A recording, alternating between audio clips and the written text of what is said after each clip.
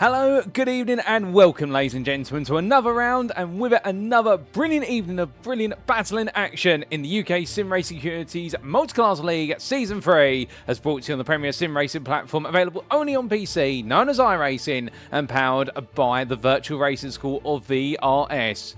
With rounds running out in the championship, we've made our way back to United States of America, and we are here at what is the Road Atlanta circuit. Located in the US state of Georgia, it is a circuit like no other for the roller coaster ride of road racing it offers to drivers. Spanning 2.54 miles in length and what is the best part of 12 corners, it is a circuit that has withstood the test of time in being one of those circuits whereby, while safety features have been added in terms of the chicane and also a number of corners in order to break up the average lap speed, the one thing that hasn't changed in terms of withstanding the test of time is that this is a circuit which will see drivers absolutely run on the ragged edge of adhesion from the very start of lap all the way to conclusion, and over a single lap it is going to feel like a testament to a test of skill. And when you do it over the best part of 60 minutes of racing, well, the adrenaline is going to be absolutely firing high, and it's all going to be about who can stay consistent and who can keep it on track over the entirety of the distance. So as the drivers get ready to go racing today, it's going to be a round not to be forgotten about, that's for certain. Tempers will flare, battles will run high, there's going to be plenty of door-to-door action, and may even be some extreme bravery under braking. But where are my manners? Allow me to introduce you to this broadcast on Circuit Side, live available on the two UK Sim Racing media platforms. Firstly, we are live on YouTube, of course, at youtube.com, and search for UK Sim Racing or UKSR, and welcome to you guys and girls tuning in via YouTube, including Anstis Races, Sean Cranley Swash, and also Ibram there, or James Ibram. And hello to you guys, and also any other guys and girls that tune in who haven't said hi. Don't be shy, feel free to say hi. And of course, we also have this broadcast available on Twitch at twitch.tv/UK Sim Racing. Now, as we bring in this broadcast, well, this broadcast itself is live, but the racing action you're seeing on screen is not. The racing occurred as of yesterday on what was Sunday, the 18th of May 2025, but we're bringing it to you as if it were live this fine Monday, the 19th of May. And that means here in the commentary booth, we do not know what happened over the course of the practice session that's currently ongoing, or indeed the qualifying session that's about to come, and the race itself. So we do ask that there's no spoilers in our respective chats, so that way there's no spoilers for you guys and girls tuning in at home, and on top of that as well, there's no spoilers for us here in the commentary booth, because I've done our utmost over the last 24 hours to make sure we haven't seen any spoilers, and therefore it's going to be the closest possible to the raw, live racing action that you love to see week in, week out here on the iRacing simulator platform, of course the premier sim racing platform available only on PC. In the commentary booth you have myself, Paul TX141 Walsh, also known as Britain Spit, depending on what media you follow me on, and I will be bringing you all your racing action as the season unfolds. And what a season it's been so far, and we've still got plenty of racing action lying in wait, albeit we've only got 3 rounds remaining. Of course, this is one of those remaining 3 rounds,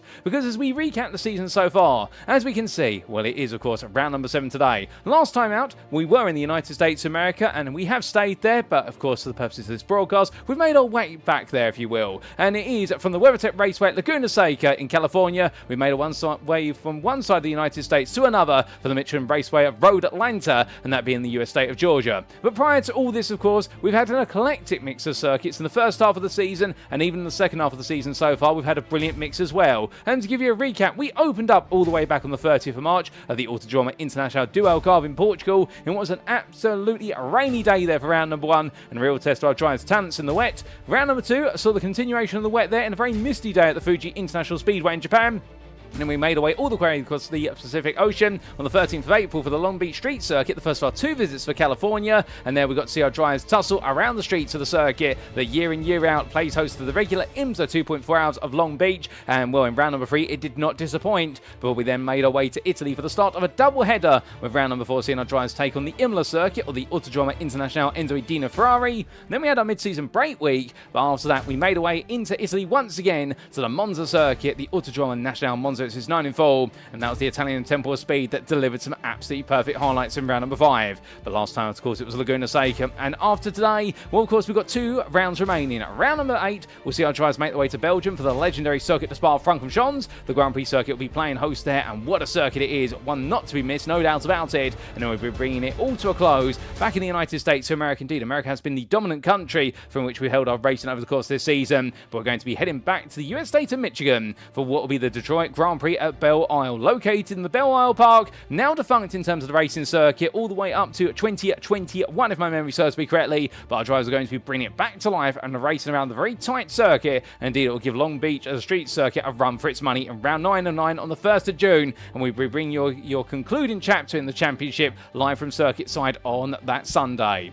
But as we come into today then, with plenty of racing still to come, well, let's talk a little bit about the full course at the Michelin Raceway at Road Atlanta, located near the town of Brazelton in Hall County of the US state of Georgia. Well, iRacing.com not just provides a brilliant simulator, but also fantastic tracks with it, and as we can say, thank you very much to iRacing for the absolutely superb track map, because as we can see, 12 corners it's in entirety, 2.54 miles, and over that distance, well, you've got one common feature in terms of the corners, which is the majority of them are all intertwining sweepers, none more so than the run from turn 1 all the way through to turn number 7. We'll see our drivers roar the way across the start-finish line straight, and uphill they'll go for the right-hander and all the way over the crest to turn number 2. Then it's going to be into a blind apex right-hander at turn number 3, where you brake at the top of 2 in order to set up the run through 3, and it's all about swinging the car to the outside to come down through turn number 4 and begin the SS sequence. No corner numbers there, it's just a quick right-left-right combination before you go into the hard left-hander at turn number 5, where there's a very high apex curve and a very high exit curve as well, which you'll see some drivers jump over effectively as they try and carry as much speed as possible before they head up towards the far end of the circuit. Turn 6 and 7, well, 6 has got plenty of camber on it, and therefore you can carry a lot of speed, but turn number 7, it's very sharp. It's a very tough 90-degree right-angled corner, and as they make their way out the right-hander at turn number 7, well, it's just in time then to give our drivers a breather as they roar their way down the back straight and all the way for the kinks of turns 8 and 9, and downhill they'll plummet into the chicane of 10A and 10B, introduced in what was the 1980s, if I remember correctly, in order to reduce the run speeds all the way out towards turn number 11. Yes, you guessed it right, it does mean that essentially before we saw that chicane introduced, drivers would run out of turn number 7 and have to go over the crest of turn number 11 to come down to turn number 12, but we've got that chicane there in order to reduce the speed, but still they're going to roar the way out the chicane over the crest of 11, down through 12, and that will complete the lap, and that is just a 2.54 mile lap of Road Atlanta, and well, doing plenty of those over 60 minutes, you're going to be having your breath taken away, no doubt about it, whether you're a driver or a spectator. But coming into our racing, and with it our rules, because we can't go racing without them, just a reminder, this is an open setup series with fuel loads restricted based on car class as follows. 80% of the fuel tank will be for the GTPs, 100% of the fuel tank will be available for the LMP2s, and the GT3s will have 60% available. Qualifying wise, a closed qualifying format shall be used, with drivers having 4 flying laps available to them, plus their outlap, and as for the race, which shall commence via a double-foul rolling start, as is the tradition of the UK Sim Racing Multiclass League, and each car class will be separated by a 5 to 10 second gap as managed by the class pole sitter. Note there, we talk about car class, not driver class, so it does mean all of our GT3s start together however they qualified. If a pro is behind an AM, that's how they'll line up on the grid. The race shall start for all classes when the GTP class is shown the green flag. We don't have any stage starts. We see everybody go on green, but the GTPs will be shown that green flag. They're the ones who dictate the pace. There is one mandatory pit stop for fuel. Changing tyres is entirely optional. Each driver has one fast spare available, and the driver shall receive a drive-through penalty if they accumulate 20 or more instant points. As for all race stewarding, it shall be conducted post-race with regards to contacts and incidents. But also, we just like to remind you, of course, in what is our sponsorship with the Virtual Racing School, we do once again today have another giveaway ongoing.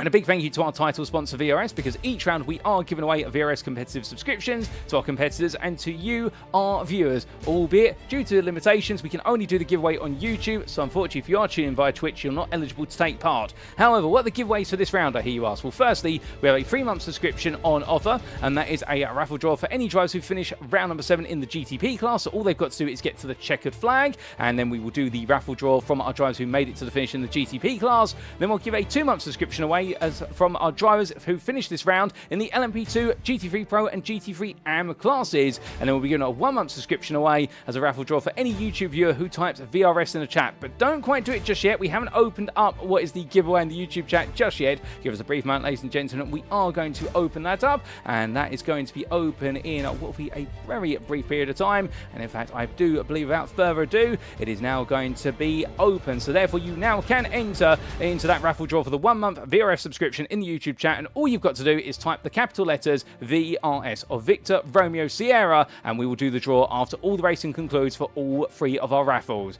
But that's enough about our raffles and our rules and rules of the season so far. Let's come back to our circuit then, and as we do, let's walk you through our schedule for tonight. Times in British Summer Time, that's BST, or Universal Coordinate Time +1, UTC +1, and as we can see, we will be going to qualifying in just under 4 minutes time, 10 minutes in duration. All drivers out there looking to give it their utmost as they go roaring around this circuit, and it's going to be absolutely fantastic. No doubt about it. The CR drivers absolutely running on the limit. After that, of course, we will have our feature race due to get underway at what will be approximately 10 past 8 this evening. 60 minutes of racing action at a Road Atlanta circuit that definitely right now is feeling relatively cool compared to how track temperature can come up, albeit ambient temperature right now 23 degrees centigrade, track temperature sitting at 26 degrees, but I can imagine over the race distance it's going to be heading upwards of the 30s as we've got a light amount of cloud, plenty of sunshine, very little rain on the horizon if at all, and therefore it's the perfect conditions to go racing here at Road Atlanta, as we do see some drivers making the way around there, including none other than what is your GTP Championship leader of Patrik Thomsen there, the man for Williams Sim Racing Academy,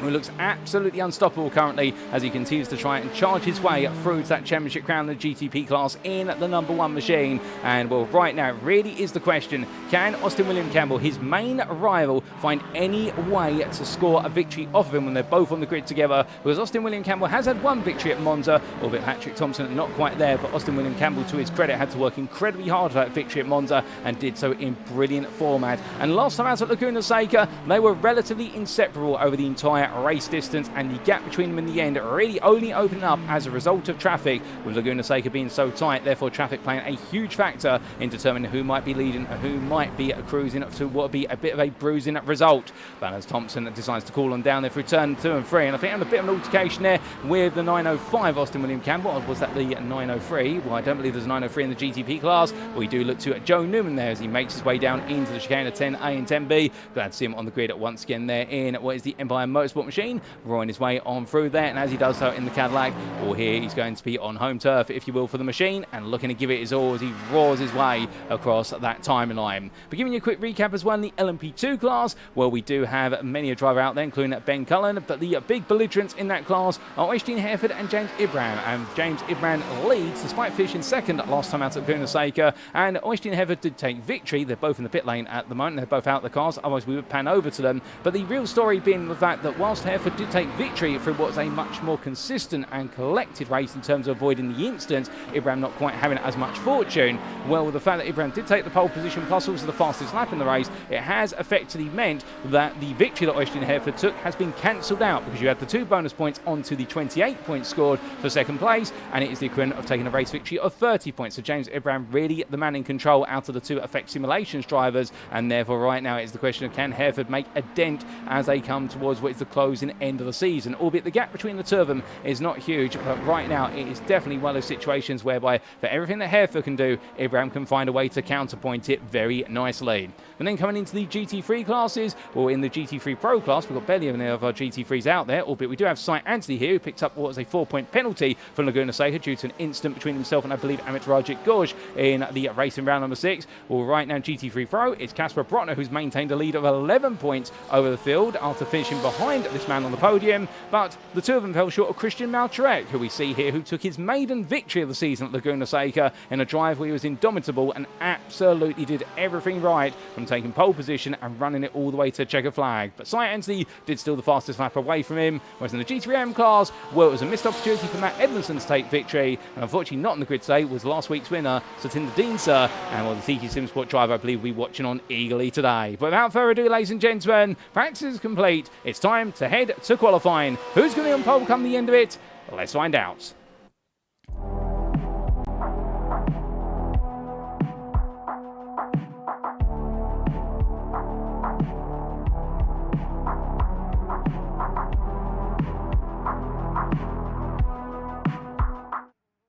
And here we go then, ladies and gentlemen. 10 minutes of qualifying, and it will be go, go, go, all the way from the start to the end here, as all the drivers will look to absolutely hammer their way around as quickly as possible to get their outlap in, and then those 4 flying laps. Now, of course, we do apologise for briefly cutting away there, but just to remind you, for those uninitiated, the reason we do that cutaway is because we are looking at an iRacing replay file, and every so often when we do these post-round broadcasts, what can happen when we transition from practice to qualifying is that sometimes the qualifying time down the left-hand side of your screen can show the fastest time of every driver driver before they've even left the pit lane. So we do have what is that cutaway just to avoid spoilers and also take some precautions to make sure that does not occur. And well, as we do see Jarrett Lee making his way in towards turns 6 and 7. Well, right now the 115 driver who really has been a force to be reckoned with since joining at the midway point of the season. Well, big slide there as he tries to warm up those tyres on the Dallara P217 LMP2 machine, but he seems to be getting a good grasp of it immediately as he roars his way down the back straight. Now, as he does, we also need to say hello there to Sadinder Deanser in the YouTube chat. He's looking forward to seeing how it all turned out of Road Atlanta. And we also do say hello to Lerb there, who I haven't seen in a while. And I hope you're doing well, Lerb, as we do see your pink hand waving there. And I give you a wave back as well, albeit we don't have the camera in the commentary booth, so therefore you won't be able to see me give you the wave. But I hope you're doing well as well, good sir. And to all you guys and girls right now tuning in, if you have had a good day or if you had a difficult one, well, hopefully we can turn that frown upside down and give you a big smile instead, as we've got plenty of racing to come before all is said and done. But as I try to roll the way around here, well, first flying lap now coming up from Jarrett Lee as he makes his way into turn number 1. But as he does so, well, we all see those prototypes come around here incredibly quickly. That's not to say our GT3s can't do a very quick lap around here as well. And we're very pleased to see back on the grid today, it's Slow and Steady Racing's Richard Jones there and the Acura NSX Evo 22. And well, Jones being one of the big stars in the GT3 AM class, albeit hasn't been on the grid for the last couple of rounds and therefore has locked in a couple of 0 scores as his drop scores for this season. But Jones definitely somebody who's on the periphery of the GT3 AM Championship battle. But he's one of those drivers, I think, as well, who right now you can never count him out, and particularly in the early stage of the season was very unfortunate to miss out on victory at what was the Fuji circuit after running so well at the front of the field in the early stages, but the conditions caught up with him in the end, and it really was a big shuffle around, and Matt Edmondson and Rob Windsor in the end tripping over each other to the point where it was Edmondson who did run away to the victory, if my memory serves me correctly, albeit I get the feeling something's going to tell me right now I might have got my two drivers in the wrong order there in regards to that one, and in fact I just double consult the Bible, and it was Matt Edmondson who took that victory, so I do remember well. And goodness me, I might be getting a bit forgetful as I get older, but I'm not forgetting these results of this season so far. But as the drivers continue to make the way on through, then well, some first laps are already coming from our prototypes, and it is John Williams who set the bar at 1 minute 10.967 in the Cadillac V-Series machine as he heads over the riser 2 and in towards 3 and absolutely gliding around there and coming on down. But as he does so, well, Darren Norkent not too far behind. Well, in fact, 1.3 seconds behind is quite significantly behind. I should correct myself, but behind him, Austin William Campbell only half a tenth, and I think both of them in the BMW M V8 hybrids getting themselves set up right now to attack the lap a little bit more aggressively next time around. And we do see multiple qualifying strategies from drivers, of course. Some decide to just simply hammer out 4 laps back to back, whereas others opt to essentially use the first flying lap as a secondary warm-up lap, and it's their second lap where they absolutely go on the attack. But looking to Nathan Anstis here in the McLaren 720S Evo, he goes third in what is GT3 overall and in the GT3 Pro class on 119.091. Not a bad lap there, but he'll be looking for a little bit more as we have had Eric Rosev return to the grid, and he is almost what is the best part of 8 tenths faster. And what Eric Rosev has missed enough rounds now to the point whereby he's got a couple of 0 drop scores, and also he's got a couple of 0 scores which will count to his season tally. So Rosev will not, unfortunately, be eligible at this point unless all of his rivals completely flounder. He won't be eligible to try and take what is the GT3 Pro Championship crown, but he's still out there, and we're looking forward to what you can see in the Audi R8 Evo 2 in terms of seeing what it can do, because goodness me, he's the only driver in was the German Mark machinery with its wonderful V10 engine, that 5.2 litre V10. As he roars his way on down the back stretch here, we'll be giving it everything in order just to gain a big result and potentially try and steal away some points from the rest of his rivals there and really lay down a big marker. But as we're heading towards the halfway points of this qualifying session, well, it's about time we've got an on-board lap with one of our drivers, and Patrik Thomsen's going to take us around for a flying lap here as he heads into turn number 1. So dancing his way into the opening corner, dropping 2 gears to 4th, and up the rise he goes, and into turn number 2 here, bringing the car to the left hand side, braking at the apex to 2, can't see turn 3, as he comes over the apex to turn number 4, fighting with the steering wheel, the Ferrari 499P, as he comes through the S's here, absolutely full commitment as he blazes his way over the apex curb there, midway through the S's, out to turn number 5 he goes, in 3rd gear, now being up to 4th gear, then it'll be 5th very quickly, and then in towards what will be turn number 6 he goes, in 6th gear, but quickly down at what is 3 gears there to 3rd, bringing the car to the left hand side, into turn number 7, and all the way down to 2nd gear at the apex there, an apex speed of 58 miles an hour as he now goes full throttle all the way down the back straight, currently 4th in qualifying overall and in class, but I suspect this is going to be an even fast lap from Thomsen as he comes on down in towards what will be the chicane, and well, for here he can and breathe for now, but he will be entering shortly. Top gear of the car, coming up into 7th gear, and onto the brakes. He'll go there 100 meters from corner apex, all the way down to 2nd gear. They're fast firing on through them, and coming out of the corner, then flat out now over the crest of 11. Down he goes into turn number 12, through the right-hander, flat out. What's it going to be for Thomsen as he comes across the line? Well, it is going to be provisional pole there, a 108.772.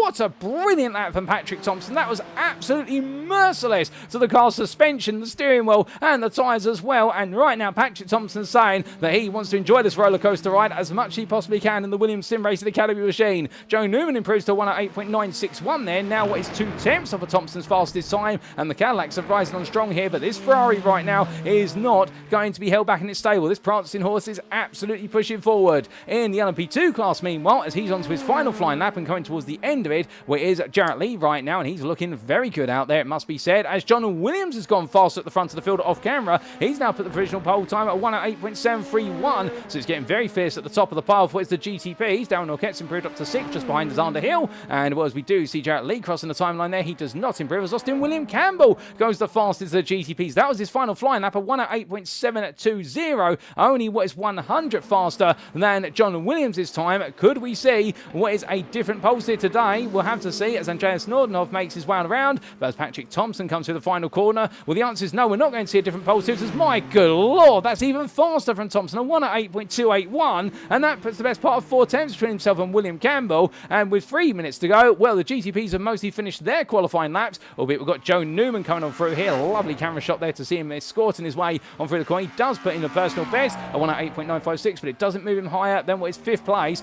albeit he did go purple in sector 1 there, so he's got some time in that Cadillac, but unfortunately not able to find enough time to dethrone Thomsen. But from him then, let's come back to the GT3s and talk a little bit about our GT3 AM drivers are out there, albeit some I think have decided to make their way back into the pit lane and not go out again. Matt Edmondson, interestingly, only 3rd place in what is the qualifying for those AMs. He makes his way on through, so it's not working out for him at all right now, as we do bring what is the class standards up on the screen, and we do apologise there in the fact they are what is all mixed together, but there they are all separated out. Does seem to be a little bit of a glitch of our timing tower, but there we go as they make the way around, and well, right now definitely looking as though there Richard Jones just what is at 7.5 hundredths off of Foster's time, but James Foster right now, the main man who's battling with Matt Edmondson for the right to be GT3 AM champion. There's very little between them, albeit we didn't have Foster on the grid at Laguna Seca, but we did have Edmondson, and I think he's ruined the fact he dropped some big points at Laguna Seca. And well, as we do see Jones making his way onwards here, well, on this final flying lap, what's he going to be able to do is going to be the question. And I see Lerb there in the YouTube chat saying full send lap from Patrik Thomsen. I love it, and well, we absolutely love that one as well, as we also say hello there to Alex Brown in the YouTube chat. And well, we're doing well, thank you, Alex, and I hope you're doing well as well. As Jones there parks up and says he's not going any further, but that is because qualifying is complete, ladies and gentlemen. And well, as Amit Rajik Ghosh makes his way around, it does mean now we are essentially in the cool-down period before we do go racing. But I think they're an invalidated lap potentially for our driver. We still do have some drivers out there. Well, I don't think these laps are invalidated. Daniel Page comes on through, so therefore that might be our checker flags coming out a little bit early to say they're all in their final laps. But here comes Daniel Page across the line. He improves to 119.710 in GT3 AM, but it's not enough to move him up the board. And what about James Connolly, the only other man out there on a valid lap right now? Amit Rajik Ghosh making his way to the pit lane shortly, I believe, in the Ferrari 499P. This is the last man out on the circuit. There's James Connolly. He is on his 2nd and what will be his final flying lap in GT3 AM. He's left it very late. And a lot of our GT3 drivers actually are not opting to use all 4 laps, but in Connolly disappears from the ether, and that's qualifying complete, ladies and gentlemen. It ends prematurely, and all that means we're going to be heading to the grid. But a bit of an odd one there for it to finish what was the best part of a minute early, but we definitely lost James Connolly before we saw him get to that finish line. Well, the circuit falls silent. We've got the checker flag being waved there, and as we are waved on into what will be the next part of our session, definitely an odd ending to qualifying, no doubt about it, and perhaps we might, well, hopefully we won't see any more oddities when we do go racing. But in terms of those pole sitters, well, we'll walk you through them shortly when we do get that grid up on screen. But I can tell you one thing, Patrik Thomsen's pole lap there, absolutely incredible overall in GTP. And well, elsewhere, Jarrett Lee with that LMP2 pole position. I think he was enjoying himself out there and taking that pole position in class by the best part of 2.5 attempts. In the GT3 class, it was Eric Rosev who took the overall pole. And well, an absolutely brilliant pole position there for Eric Rosev, GT3 overall plus GT3 Pro, head of Cy Anthony in the end up by a sizable gap of what was the best part of, I believe, believe 4/10, although I may be mistaken on that because our time tag is being updated. And GT3 and pole going to James Foster provisionally. But of course, all these are provisional because we don't know whether any of the off-tracks have been accounted for on those laps, but we will when they do head to the grid. But without further ado then, ladies and gentlemen, with qualifying complete, well, that grid is about to be formed. And as they all make their way to it, this is how they'll line up for what will be round number 7 of the UK Sim Racing Multiclass League Season 3, as sponsored by VRS Championship here on iRacing. Patrik Thomsen has taken pole position there. It's confirmed for the Flying Dane and a 108.280 from Williams Sim Racing Academy. He'll be joined on the front row by his close championship rival, and these two will be going toe-to-toe once again, the Titans of the grid, with Austin William Campbell there, line up second for Effect Simulations Club Sport. On his third place is Effect Simulations driver John Williams there, just missing out on second place by a single hundredth compared to his rival. It was close between the two of them. Ryan Davies will start full for Empire Motorsport, a further, what was almost a 10th behind, or 700ths to be a bit more precise, and behind the two Britons will be a fellow countryman of Joe Newman for Empire Motorsport. On row number 3 as well is none other than Joshua Wilson for Effect Simulations. The smiling Swede there, we're looking to charge forward in the 908 Ferrari. And then on row number 4, it'll be Xander Hill for Tiki Simsport, the man who's had perhaps the least luck of anybody in that GTP class this season, particularly gutted at Fuji, where he had enough pace to potentially win the race, but it didn't come his way. But he's back here today in the 276 and looking to right the wrongs in that Ferrari. Darryl Norquette for Racing Forces will start his day 8th on the grid, and from the 86 drive will be to the 20th Andreas Nordenhoff for Olympus Esports, who just manages to out-edge, whereas Amit Rajik Ghosh there, the Indian driver who starts 10th. Completing the GTP order will be 11th place starter Nathan Foster, and then from them you do come on to what will be your LMP2s as we do continue our way down through the grid. As we'll see, Jarrett Lee will be starting 12th, but for the what is the Pace Works Esports driver, it will be LMP2 pole, and he'll be in the company of Øystein Herfjord for Effect Simulations Carbon, who starts on row number 7 ahead of James Ibram for Effect Simulations Club Sport. Well, the two drivers there, the two title contenders, they'll have Jarrett Lee to deal with, and therefore that's going to get feisty, no doubt about it, because Lee would love to take a victory. Behind what is those two rows of the LMP2s, we then have our third row of them, and row number 8 on the overall grid, that'll be Ryan Walker for Altitude 3M Esport, who sets his best qualifying performance of the season, taking 4th place. Well done to him. Behind the Scotland driver, it will be the Briton of Ben Cullen for Effect Simulations, and then we'll see the Dutchman there line up on what is 17th place. That'll be Effect Simulations Club Sports at Emil Koopmans. Simon Bamber will start there for Effect Simulations Carbon, 18th, and then we will have the top 20 completed by the parent of Tom Farr for DDK Racing Team and the privateer of James Acklam. That'll complete your LMP2 order, but then we've still got our GT3s to talk about, and well, goodness me, we've got a lot of them. Because as we can see, we'll have Eric Rose there for WSR Esports, who lines up on GT3 overall and GT3 Pro pole. He'll be in the company of Cy Anthony for Dragon Razio, and the qualifying pace of the Welshman is definitely very much coming alive here as we're going in towards the tail end of the season. Kasper Brøckner starts his day 23rd of the grid, 3rd in the GT3s for Old Dudes in Cars, and he, of course, is locking horns with Cy Anthony, but will he also be locking horns with his fellow Ford Mustang driver as Sean Cranley-Swash, the anti-sports driver, once again putting in a great qualifying performance, and what is the top 3, excluding Eric Rosev there, well, Eric Rosev being in the world of his own, given the fact he was the best part of 4/10 faster, but of those 3 and really fighting for the top 3 of the GT3 Pro Championship, we can see there those 3 separated by less than a 10th. Christian Malcharek, meanwhile, starting in 25th place there, a good lap from him, and not too far off of the front 2 rows of the GT3s. Then we do have the GT3 AM driver of what is James Foster there, taking pole position in class, and 6th place in the GT3 order for DCW Racing with stellar time. And we say stellar because he was only 4 thousandths faster than Darren Sharples, Old Dudes in Cars, but then alongside Sharples on what will be that 14th row of the grid, it'll be none other than Richard Jones there, who missed out by the best part of a 10th for Slow and Steady Racing. Then completing your top 30, it'll be Nathan Anstis for UK Sim Racing Irvine. Never count him out, no doubt about that. He sets another great qualifying time there, albeit finds himself just beaten to the punch by a number of GT3s, but right in the hunt, and just alongside in their starting 30th place will be Matt Edmondson for UK Sim Racing Button, the championship leader for the GT3 AMs, and right now qualifying pace definitely not coming forth as much as perhaps you'd like it to, but still in the hunt. And then on row at number 16, it's going to be the pair of Simon Hartley for Team DWR and Sim Coach Setups, and he'll have the company of Jack Barker there for Made for Racing as his lowest qualifying performance of the season so far, and then it will be on the final 4 row of the grid at John Davis for the wrong stuff with Daniel Pace at Old Dudes in Cars. They'll be exchanging blows on what will be row number 17. We've seen some battle between them over the earlier part of the season, and last but not least on the grid will be James Connolly for UK Sim Racing Button, who hasn't made his way to the grid, so I wonder if he's starting from the pit lane, or alternatively whether he's had some technical issues with the car and he may not be making it to the race, because right now I can't see him out my commentary booth window. But as the field makes its way then down onto the back stretch, well, that is how they all line up, ladies and gentlemen, and well, we are almost set and ready to go racing here for what will be 60 minutes of racing action at the Road Atlanta circuit, the Michelin Raceway sponsored circuit, and as they roar the way on out of what will be the final major corners, well, it's going to be Patrik Thomsen to take us to the green.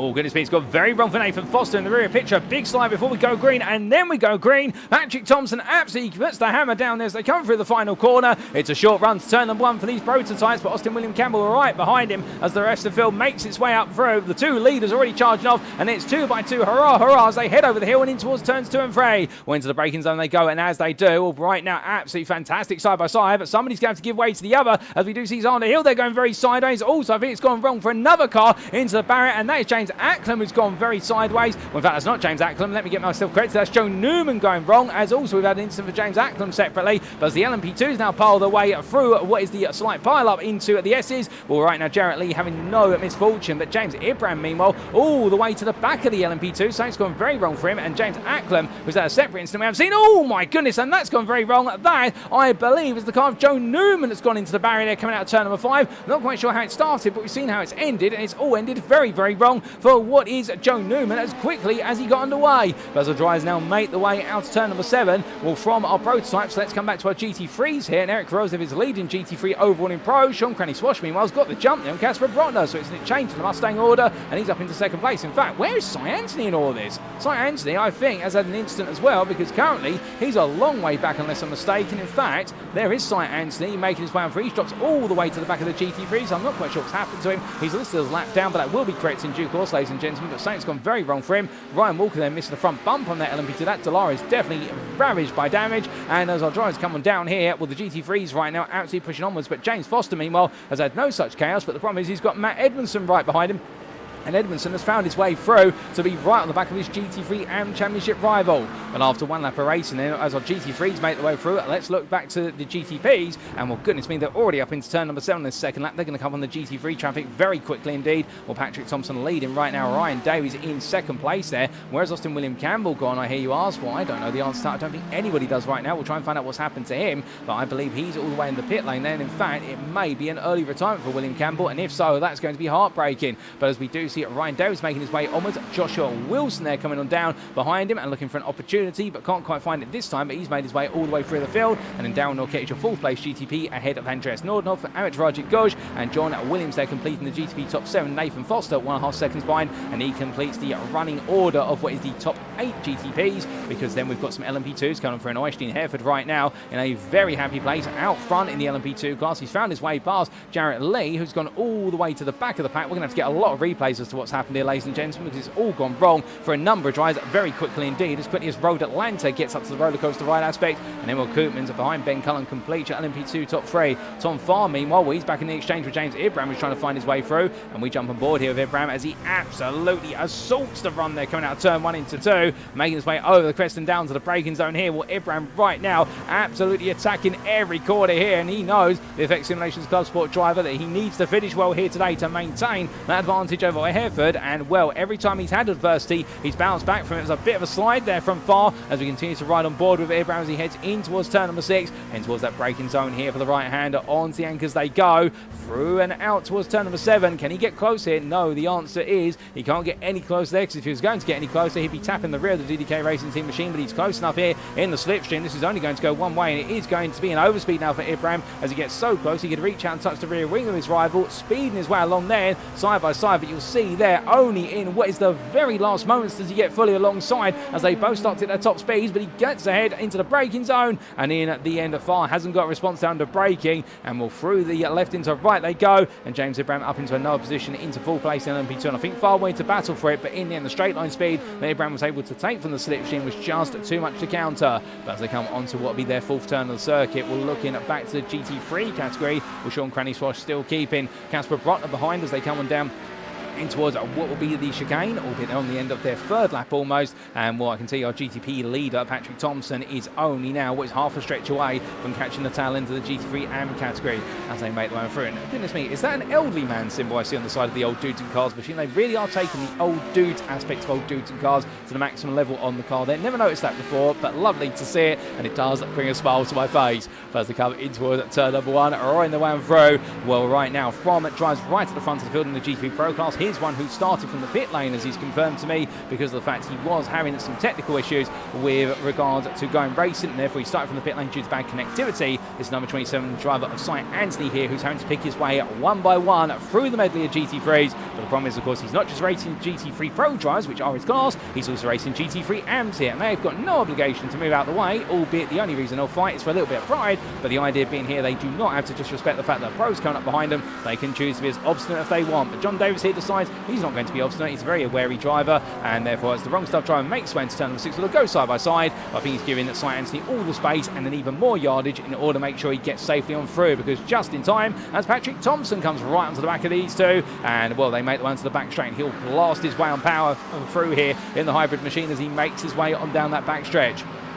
As they do. Well, meanwhile, a bit of a change here as we've got 3 GTPs all close together. Amit Rajik Ghosh losing out versus John Williams, albeit as they head down the straightaway now. Well, we will see Williams try and pull away here as we look back from the rear of this Cadillac. And the one thing we do know about this Cadillac is it's incredibly strong on the straights compared to its peers. It has got the fastest top end speed of where's all the GTPs, as we're to understand it. And right now, despite Ghosh and Nordenhoff both having the slipstream here of each other, and also where's Williams' car, they're not able to get close there. And the Effect Simulations Cadillac is just gradually pulling away as the American muscle deploys all of its strength and raw pace. But as they come out of turn number 12, you see in the corners, that's where we are going to expect the Ferrari and the Porsche to close up a little bit, albeit the Porsche is a bit of an all-rounder, whereas that Ferrari has proven to be very potent, particularly in the wet, given its all-wheel drive system. But as Williams now tries to move forward in 5th place and chase down Darren Orkett, who's 4 seconds up the road. Goes there, taking a lot of speed through the corner and goes straight on. He disappears and he rematerialises on the escape road there, but immediately cuts all the speed so as not to rejoin and cause a subsequent incident. Great awareness there from Ghosh to immediately, get the brakes on and calm the car down. But the Ferrari driver there losing out of place to Andreas Nordenhoff, and Nathan Foster will be the next driver who's looking to get close to him. But as they head up towards what will be at turn number 6, well, what about Nathan Anstis? One of you asked in the Twitch chat, Edward Berry Games, and here is Nathan Anstis here in the number 96, who's carrying his way on, currently in 7th place, chasing after Daniel Pays, and right now the McLaren 720S driver who's not had the best of starts, albeit he is where he started in GT3 Pro, but he's not really moved forward in that class, and he wants to move forward here as he looks up the inside of Daniel Pays. Side by side they go into the corner, and as they exit it, he's going to now look to get the switch back here over the crest of 11 and down into 12. These two are fighting between 2 different GT3 driver classes, as that's going to get very, very close there as they make the way through. It's practically 3 wide as they come across the timeline, and well, as they make the way down, there's going to be more of a GTPs coming through. I believe what will be there, one of our BMW GTPs making its way onwards in the pursuit of what is one of our Ferraris, and I think that might have been an absolutely mad scramble there, but they've all just about survived it. We're coming on down the hill now, and as they do, well, next up, well, that was Joshua Wilson and Darren Orkett giving what was cat and mouse chasing between them, and we look to them here as they cycle away in front of Jack Barker. Right now, Wilson gets on through there through the S's, but Williams, meanwhile, makes his way onwards as Darren Orkett, I think, is a little bit frustrated as he tries to come on through there. The traffic not falling favourably for him, but they're picking the way on through right now and doing so very well at this time. To be fair, the GT3 drives just as cognizant of the GTPs, but the GTPs as well, trying to make those lunges at the best possible time. Now coming out of the corner there and up towards what will be at the back stretch they go. Well, this gives us an opportunity now to start to think about some of the incidents that have happened on what was our opening lap of the race, including, I believe, what happened to James Connolly right at the start. Well, I believe for James Connolly it was essentially a start from the pit lane, and well, therefore, with that start from the pit lane, I think just going for safety reasons. But what exactly happened to a few of our drivers? Well, let's get a replay of some of those incidents, ladies and gentlemen, including starting with what happened to Nathan Foster right at the start before it all went green flag racing. This was Nathan Foster as he got himself away over the hill, and I suspect as he's turned the steering wheel right, goodness me, quite close behind Andreas Nordenhoff, and I think just being caught out there in what was the run up behind his fellow driver, and because of that, in the end, opting to essentially put the brakes on, but by being caught out, cold brakes, well, the car went to only go sideways. We then subsequently had an incident for Zander Hill, and this was as they made the way over the crest, and this was the big incident that we did see unfold right in front of our eyes, coming on down, and well, in the end, Snake trailing around, and it wasn't just him, we also did have what was the number 97, I believe, there, of what was Joe Newman also going around. So multiple drivers there all end up in quick succession in a bit of an incident. We then separately had an incident for James Acklam, and this was the LMP2 start that we saw it all go wrong for. And well, Acklam there on the inside into turn 1 he went, and as he did so, the rear of the car just letting go their cold brakes and cold tyres, and right backwards into the barrier there. Horrific incident for Acklam, and not coming together whatsoever. But what about James Ibram, I hear you ask, in terms of what happened to Ibram? Well, can we get a replay of that? And the answer rears. I don't think we can at the moment with regards to what happens to James Ibram. And well, we will try to, in fact, yes, we can. This was on what was the formation lap. In fact, this is a bit too further back, so therefore we are catching that at the wrong time, and well, we will try and find out what exactly happened to James Ibram. Can we get a bit of a replay later on? Yes, we can. So this was James Ibram, who, as he made his way up towards what was the starting lap, comes out of turn number 11, run wide there from the 903, so he gets up the inside there, and well, the 903 is still struggling there as it tries to make its way on through. I'm not quite sure what exactly has happened to Ibram, other than the fact that he did drop all the way down the order. In fact, that was Ibram. My apologies. We're looking at Ben Cullen's car there, and Ibram having a big wobble coming over the crest of 11, and we'll get our RFX simulations machines mixed up, and then we did see what was James Ackland being ejected outside of the stage there. So those were a couple of the major incidents, be sure, but let's return to our live racing, ladies and gentlemen. So as we do, still plenty more racing to come, of course, but we got one of our key incidents there on the open lap captured, and well, as overdrives push onwards, well, we still got plenty more racing to come, of course, because we are only on lap number 10. Now, this is a 60-minute race, but unfortunately, we don't quite have a race timer available at the top centre of the screen, so therefore, we will be counting this based on the number of laps that are estimated to be run over the race distance. We are expecting roughly about 50 laps, maybe 51 laps, from what is our GTPs based on the qualifying times that were set by GTP drives on average. So therefore, keep an eye on that lap counter. We will be going up to approximately 50 laps, if not 51, and in doing so there, we'll keep you apprised when we are at roughly the halfway point of the race distance. But coming back to plenty of racing on screen right now, as we look to drives all in the same class, all staying together. Winston Wilson, Norcat and Williams pack here, and they're all fighting over third place in West GTP as they make their way down in towards turn number 6 once again. And as they do, well, John Williams has caught up to the back of this in a very rapid nature knot as we ride on board with the 909 driver for effect simulations at the moment. And as he comes out the corner there, and the body language of the Cadillac very telling in the fact that he hasn't got as much confidence coming out of the corner in terms of rotating it round compared to Darren Orkett's BMW or Joshua Wilson's Ferrari. The Ferrari would be expected to have the best traction with its all-wheel drive system, but the flip side of the coin is he falls back coming out the corner, and on the straight here absolutely flies forward. That's going to be a big lunge from Norket on the inside. Makes contact there between himself. Oh, goodness me. And in the end, Wilson comes across and sends Williams almost up onto 2 wheels there, and the 909 driver getting air, but not the way he wanted to, and that was a big shunt in the side. And well, for John Williams, is that going to be a trip to the pit lane? The answer is yes, it is, and it's not the trip he wanted to anytime soon. That's a premature trip. As meanwhile, we come to the LMP2 field, and as they make the way down the back straight, well, right now it's Simon Bamber versus Tom Farr. And well, Farr's definitely been one of those drivers who's been out there day in, day out, all the way through the season, enjoying some brilliant battling. Unfortunately, we don't have his contemporary Helder Gonzalez on the grid today, because if so, well, those two have delivered some absolute spectacles. Many of you may remember at Laguna Seca last time out that we had some brilliant battling between them, and really it was one of the big highlights of the second half of the season so far. Well, we've had plenty of brilliant racing so far this season, but they just stood out a little bit. Jarrett Lee right behind that. Unfortunately, we didn't get a replay of what happened to Jarrett Lee, so we might need some of you guys in the Elvis at home, if you do know what happened to him, to fill us in. That replay footage unfortunately not available. It's been lost to the ether, but Jarrett Lee had fallen all the way from the lead of what was the LMP2s all the way down to 7th place here, and as he makes his way down right now, definitely for the 115 driver, it's going to be a game of trying to pick his way through the pack. But as he tries to do so here, we know he's got all the pace. He put it on pole, of course, but the problem is he's now got to try and find his way through sensibly there as they get caught up behind Nathan Anstis' 96 McLaren, and as they come past the GT3s, well, there they'll Daniel Payes, and right now these two LMP2 drives down the side, the way through, as was their contact to the back of the DDK Racing Team machine. I think there might have been a small tap there to Farr's car, or if not, Farr definitely locked up under brake, and Jarrett Lee followed him off there on, I think, in what was a bit of a panic there for Lee as he takes a trip to the grass, and Tom Farr gradually makes his way back on, but definitely a bit of drama there. I think completely unintentional drama between the two of them, and Jarrett Lee making his way back up to speed there. I think deciding, given that Farr's taking that such an excursion, that if he was going to wait for him, he's not going to anymore, because otherwise he'll be blocking the road, and given how narrow it is around here at certain points, I think that's the wise decision to take.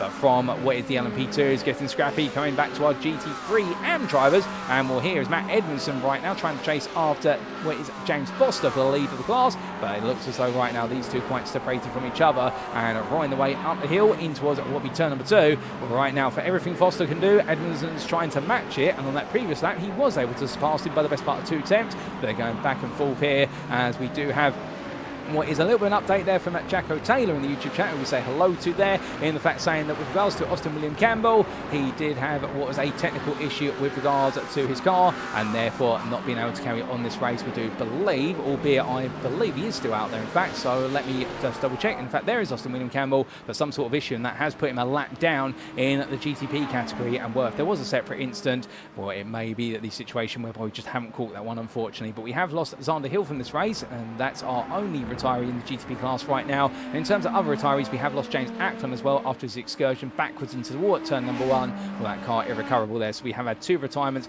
early on this race, but Austin William Campbell, the man right now second place in the GTP Championship, definitely having to try and make a hustle here because things are not going his way otherwise, and this could be a result that really locks in with almost certainty that Patrik Thomsen may be your champion come next time out at Spa-Francorchamps. As they roll around down here in towards what will be at turn number 10. Well, we can see the Farr lead battle here still absolutely running to limit, and Tom Farr trying to hold on. In fact, the places have been swapped back, so I believe Jarrett Lee has tried to address the contact that was between the two of them. We thought it might have been a small tap to the rear of Farr's car from Lee, albeit he's been honest about it, and that's the gentlemanly way to do it as they head across that timeline, going on to what will be their 13th turn of the circuit, and Lee so close right now, brilliantly close here as we ride on board over the top of the 115 LMP2, the Paceworks esports machine, and these Deline machines right now so close and absolutely running on the limit here, but for every time he does get close, can he get a little bit closer? And the answer is he can't right now, but he would love to as they make the way in towards what we turn number 5. That in front of him is Site Anti there, blinking out of existence for a brief moment,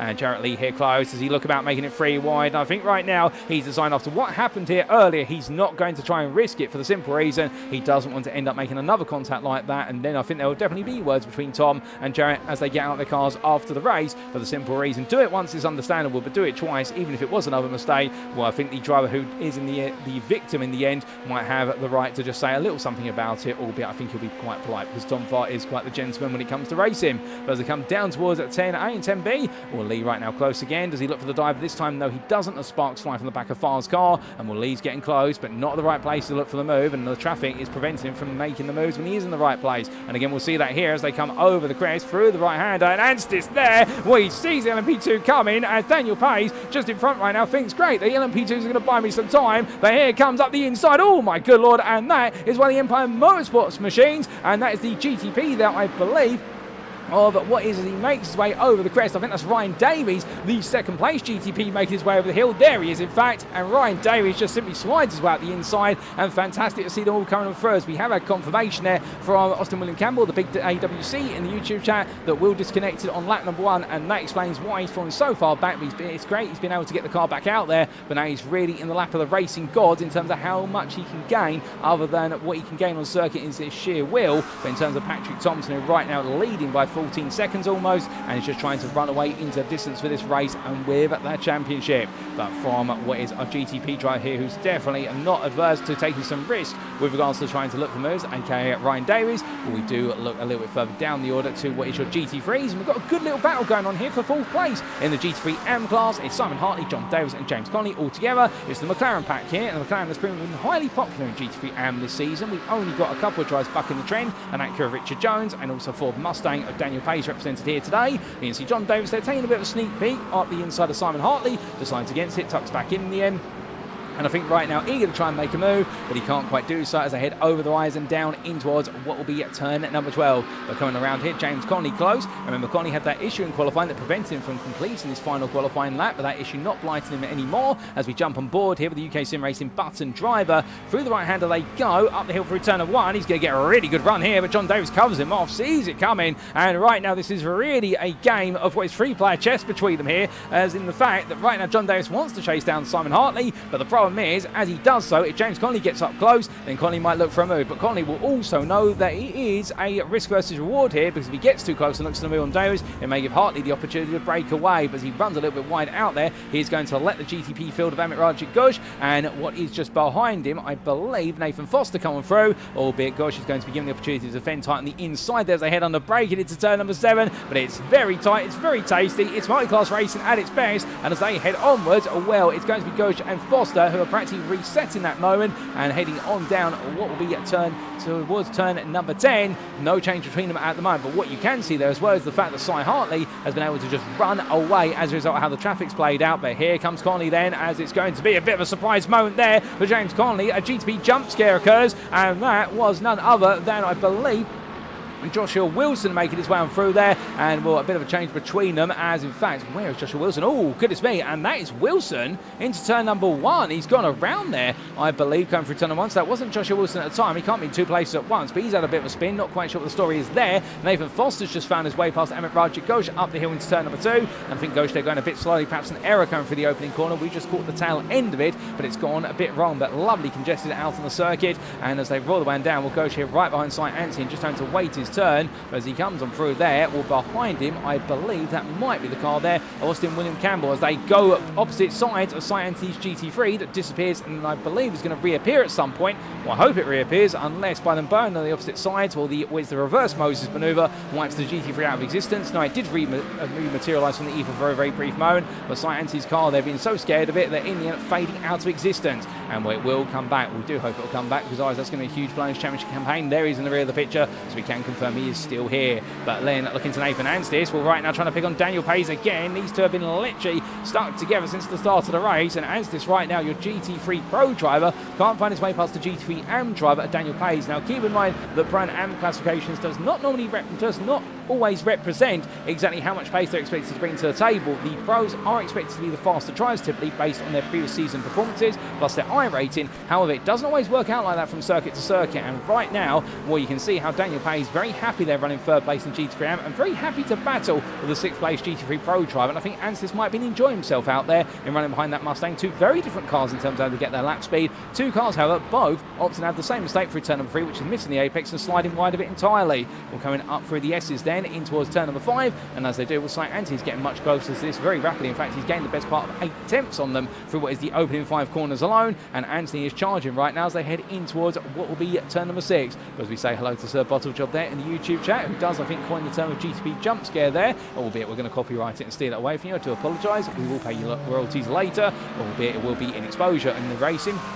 And as our drivers make the way down towards what will be turn number 10, no change at this time for our runners here, albeit will we see that Mustang be able to steer clear? It is 2.5 attempts at the moment, but that's halfway down the straight, and it's going to be Anstis there staying closer and closer. He'll want to try and get this done on the brakes. He'll know he'll have the better brakes compared to the Mustang. Into the braking zone he goes, up the inside, Pace sees it coming, make sure to defend the inside there. Anstis tries to cut it back, forces Pace to go on a little bit of a deep exit line there, and he's right on the back of his rivals. They come over the hill into turn number 12, they go side by side through, and well, Indian Pace gives him all the space to breathe, but it's not enough from Nathan Anstis, who's made to wait another lap. Cy Anthony, however, is now right on the back of this, and as they come up the rise in towards turn number 1, well, this will be a battle for position between Nathan Anstis and Cy Anthony as they head over the crest and onto what will be their 17th tour of the circuit under race conditions.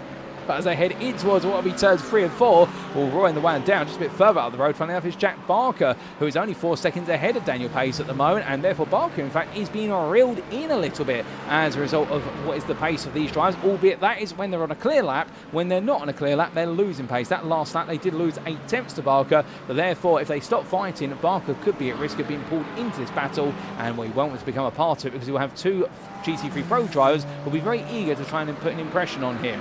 Now, we are 20 laps into the race, and therefore we are approximately the best part of what is over the race distance, approximately at 15 minutes in. We've still got plenty more time to come, and as the drivers continue to make their way onwards here, in fact more than 15 minutes, we're about the best part of 23 minutes in there, as my mind does the mathematics correctly this time. But speaking of mathematics here, we've done the maths, he's crunched the numbers. Is he going to crunch it on the brakes here, Anstis? Yes, he will on the inside, but Pace is still there, and Daniel Pace tries to absolutely glide that Mustang to the inside for 10B, and well, I've never seen a Ford Mustang driver throw the brakes in like that, but coming on through to interrupt with Anthony's opportunity to get involved will be Jonah Williams there in the Cadillac, and as they come on through, well, right now Nathan Anstis has finally got that done, but here comes Pace again, looking up the inside, but I think that is more trying to get into Anstis' head to make Anstis miss his braking zone. But Nathan Anstis now, you can tell in the body language that McLaren, I wouldn't be surprised there if underneath his helmet visor he might have screamed, yes, I got him finally, and is now trying to run away, and he's going to have to use the speed of the McLaren for the S's, which is where it gets his lap time through medium and low speed corners compared to the Mustang, which gets the speed on the straight in order to be able to to break away here, and that gap already up to 6 tenths as they now head on towards turn number 6. But you can see trying to break those lines as much as humanly possible. But heading into the braking zone, well, now he'll also have what is your overall leader, Patrik Thomsen, threading himself into the needle there. And, well, right now the GTP leader, he's going to try and just run them through here as they come out of the corner. And, well, he's going to go 3 wide with an LMP2 as well. And if you are a budding photographer, there's been plenty of opportunities to get some great camera shots today, I can tell you that. But as the battle in the prototype classes does calm down for a brief moment, but we are going to flick back up soon because we do have a potential emerging battle coming, and that is in what is the fight for second between James Ibram, Ben Cullen, and then Emil Koopmans. The 3 drivers are separated by only what is a second and a half to each car, as we do see Joshua Wilson picking his way through on the same lap as the LMP2s as he tries to get himself back on the lead lap as he heads in towards turn A and 10B, with Emil Koopmans right behind him, and, well, Roy through. In fact, that is Joshua Wilson, not Austin William Campbell, I should say. Get my 2 effect simulation drives mixed up there, and Roy his way on through. Well, right now Wilson still pushing onwards after what has been a pit stop for him, and that's why he's dropped away back, and we are in pit stop territory, of course. We are towards the midway point of the race, so we will be seeing our leaders make pit stops, and that's going to thread them out into traffic, and where they fit into that traffic could be a bit of a headache. But right now, Amit Rajat has got a bit of a headache to deal with himself because he makes his way down what is the backstretch. He's running 6th place in GTP. That's Nathan Foster behind him. They're battling for position. Into the braking zone for 10A they go, and it's going to be Ferrari versus Porsche here as the Porsche glides on through, and Nathan Foster being the man who had the big slide coming over the hill as the formation lap came to its end. Well, right now, no big slide this time around as the Indian driver Goj carries on through and opens up a little bit of time between the two of them, opening the gap back up to 7.5 tenths as they enter turn at number 1. Through the right-hander and up the rise he goes, and trying to maintain that gap as best he possibly can. But right now, as well as challenges whereby Nathan Foster, and I've seemed to be more confident in what is these medium to low speed corners, but Goj does have a bit more confidence. Oh, goodness me, as I was going to say, he has confidence in the car. We won't after that, as it's a big shunt as well to the front of the car as Nathan Foster comes on down. And, well, for Amit Rajat Goj there, it's a mistake that he's made. It's compounded by some damage, and Nathan Foster right now will wonder whether he'll feel happy with the way the car's going to feel, because that was a big knock and not an insignificant one to Amit Rajat Goj's front right suspension. Well, I think he's going to try and get that car back on circuit, but is it a car that's going to have to make it into the pit lane at the end of the lap? We'll wait to see, as looking from them to the LMP2s. That's a swap of positions are there on track as we, oh my goodness, oh, that gets very crowded there, up the hill into turn number 2. That is drama, and Slight Anthony there just about escapes it all, but Daniel Pays does not, as Pays into the barrier. That's Ben Cullen with him as well, and that's all gone very, very wrong in a very short order, as it's going to be Daniel Pays tying to the pit lane. But let's get a replay of what exactly happened there, ladies and gentlemen, and here we go then as we take a look back at the incident. Now, we will try and get a better camera angle of this incident here, as it was Daniel Pays making his way up the hill, runs a little bit deep, battling with Slight Anthony, and then as he comes across, well, you can see Ben Cullen trying to go around the outside of Slight Anthony into the corner as well. So I think a bit of misinterpretation there from multiple drivers. I think it was the situation whereby Ben Cullen, as he made his way up the hill, we ride on board here, he sees the space on the right, but what he doesn't realise, because he can't see, he won't be able to see that Daniel Pays tries to come across Slight Anthony. It does send Cullen all the way around, albeit brilliant car control there from Ben Cullen to get it to just slide along the grass and not into the barrier, but he does rejoin that, and I wouldn't be surprised if Ben Cullen might have been absolutely fuming at that one, being as though he got clear and he didn't get clear in the end. Going back to the incident for Amit Rajat Goj, let's take a look at that, and I believe it was the Nathan Foster Amit Rajat Goj incident. Well, this was as they made their way down the hill, and as they did, I think you're going to see what will be, well, in fact, no, this was Nathan Foster the lap before, having a big, big excursion there, just avoiding the barrier, just about avoiding the barrier. He did graze along it, and in the end having to catch the car not just once, but twice, and in a lap later, well, Amit Rajat Goj ended up in a bit of an incident, and it was Nathan Foster coming on down the hill, and, well, this was the onboard this time around, where it all went wrong for him, only a lap ago, and then Goj went loose because another car in front of him got loose as well, and that was Richard Jones's Acura, and Foster, it looked like a gentle tap there, but from the exterior pictures it looked like a big shunt. Well, different interpretations, as Richard Jones almost getting it wrong, and Amit Rajat Goj having to react and not reacting the way he wanted to. Well, let's return it to your live racing, ladies and gentlemen. And as we do come back to your live racing, well, of course, we come back to Daniel Pays in the pit lane after that misfortune set of events. But from them then, well, we are at the halfway point of the race distance right now. Still plenty more racing to come, as we do say hello to that guy Moles in the YouTube chat, and good evening to you. Hope you're doing it well, Ryan. And as our drivers continue to roar the way on through, well, at the halfway point now, if they haven't served their pit stops, they're going to be starting to think about them, because those fuel tanks will definitely be starting to run a little bit dry. Road Atlanta is quite aggressive in the fuel usage, if my memory serves me correctly. And with that, these fuel tanks will definitely want some topping up. But as we do see Darren Sharples here, meanwhile the GT3 Pro class, well, he's battling with Matt Edmondson, your GT3 AM leader, and well, it definitely has been some good exchanges between GT3 AMs and Pros over the course of the racing today. And as they start to get themselves set for a battle, we're going to take a quick sip of water because much like our drivers need a fuel top up, our throat needs a bit of a water top up.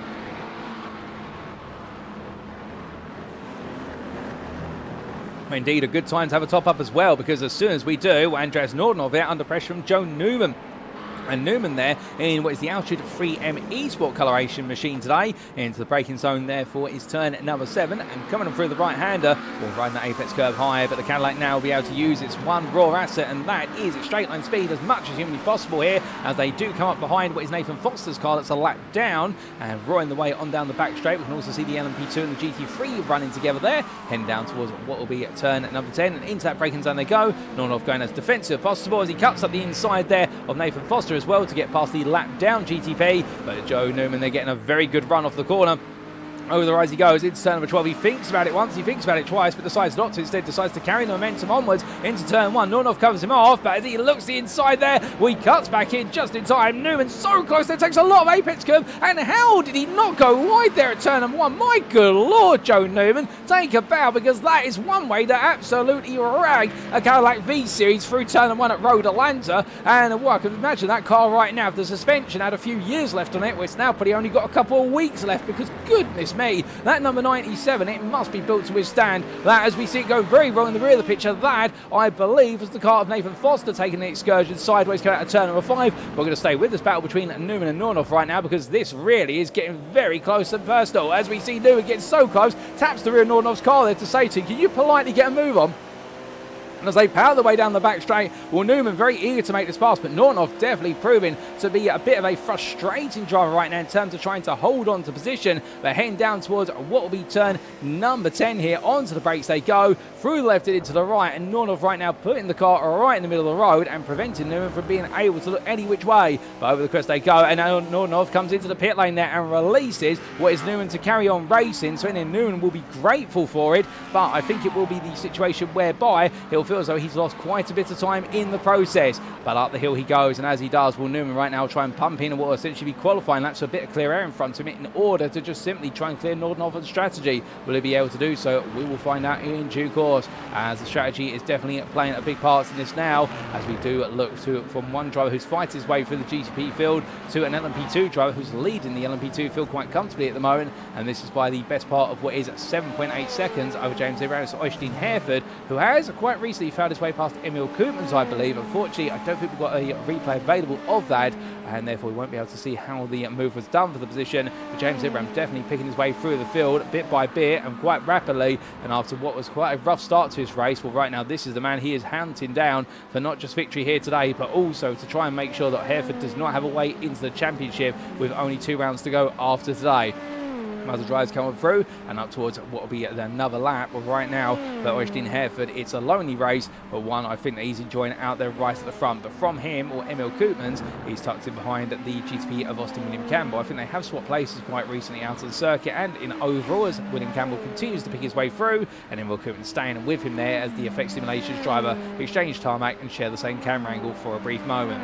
But coming through the right-hander and up the rise they go. Well, from them, we do look to Richard Jones, the man in the GT3, who right now, as everybody flashing their lights there behind him, well, I think the SAS racing driver, the Acura, is going to step wide there. I think he was escorted wide by running very aggressively onto the curbing on the exit at turn number 5. But the point being here, I don't think he wants to be in the way of anybody, but he finds himself, unfortunately, in the way of everybody as they come through. And Jarrett Lee has got Amit Rajik Ghosh coming up behind him there as the GTP driver makes his way over the hill. But the LMP2 driver is absolutely flying around here, and I don't think he's looking backwards, he's looking forwards as Lee continues to try and fight his way through it, albeit yet to take a pit stop, as we have a lot of smoke up there for a moment. We lose somebody, because I think somebody's had a big lock up at the braking, albeit I can't see a car having an excursion, but if so, that was definitely a bit of a smoky moment there, no doubt about it. But we haven't been able to discern what's happened, as in terms of things that are happening out of the circuit, well, we have had Matt Edmondson retake lead of the G3M class, with what is it, John Davis and James Conley both coming into the pits for what will be the one and only pit stop today, or that's the target. Well, Matt Edmondson opting then into coming a bit early. He's still got James Foster for company behind, but Foster is now 3 seconds back. The gap between them in the early stage of the race was less than a second, but the DCW Racing driver, he's just trying to hunt down Edmondson as quickly as he can. Both of them have served what is their pit stop. In fact, we haven't got a pit stop time for Foster, but I believe he has served his pit stop at some point, as otherwise if he hasn't served it, it'll be very strange how Matt Edmondson's leapt back ahead of him. But as he makes his way on down here, Foster right now carrying on at quite a rate and just trying to keep Edmondson well and treated with his sights. But up towards turn number 6 and 7 they go, and through them. But Foster right now has got a bit of traffic coming up behind him, and therefore having to negotiate that as much as humanly possible.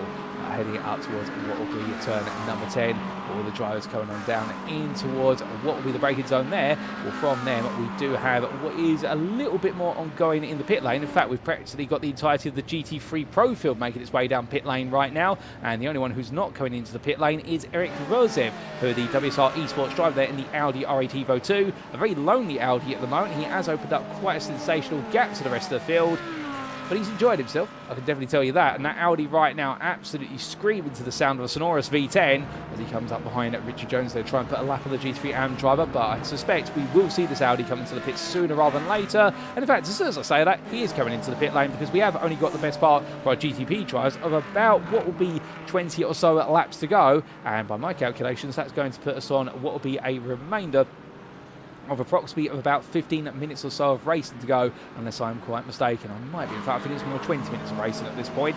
But as we do have Cy Anthony coming down the hill in towards the S's, well, he's back out of the pit lane. Indeed, a number of drivers are, and Jack Barker, funny enough, has jumped ahead of Cy Anthony in the pit lane. He's made a lot of progress as Jack Barker, back up into 6th place in the GT3 Pro class. We believe, with all these pit stops having played out, Nathan Anstis, intriguingly, has moved up into 5th place in GT3 Pro. Well, that's a surprise. Well, hold up, as I just understand where all the drivers are in the GT3 Pro class, Anstis has snuck his way up the order there. I wonder what's happened for Barker in the pit lane since the pit stop. It took a second longer end to end, but Nathan Anstis has suddenly sprung his way up a little bit. And, well, after all, he's fighting with Daniel Pays. Well, right now, it does look as though there, as he weaves from side to side, trying to get some tyre temperature in the car, is Nathan Anstis. He's not happy. I suspect they've changed the left-hand side tyres in the car, given the fact that this is a right-hand corner dominated circuit. So left-hand side tyres will take the wear compared to what will be their right-hand siblings. But right now, Nathan Anstis is trying to get some temperature in, even if it costs him some straight-line speed there, and gives Jack Barker some hope of chasing him down. Well, right now, Nathan Anstis definitely just want to get their tyres hot as possible. I think he knows that Barker's going to catch him at some point, or that's what he's worried about, or he's convincing himself he is. So therefore, he wants all the heat in the tyre for as soon as possible to make corners like turn 1 feel like a breeze and potentially run away. But Barker right now is not going to let him run away that easily, because the gap between the two of them will stand in a closing 1 second here as they come down the hill, and Barker absolutely on the attack here in the 163, and the made for racing driver, who really has been one of the stronger drivers in the wet this season, given the fact whenever we've had mixed conditions, he's been able to make the strategy work. He's not taken a win this season. He came very close in Portugal, albeit he only needed one more lap to do it versus Cy Anthony. He had the right tyres at the right time, whereas Cy Anthony picked the wrong tyres at the wrong time. But now for Barker, in these clear conditions, he doesn't quite have the pace necessary of the top 3 in the GT3 Pro category, but he has, well, the drivers has gone under the radar, and normally does pull out results there just in the background as he makes his way down the back straight. But Anstis there open up the gap by what's half a second there on the exit at turn 6 and 7, so not the happiest of runs for Barker.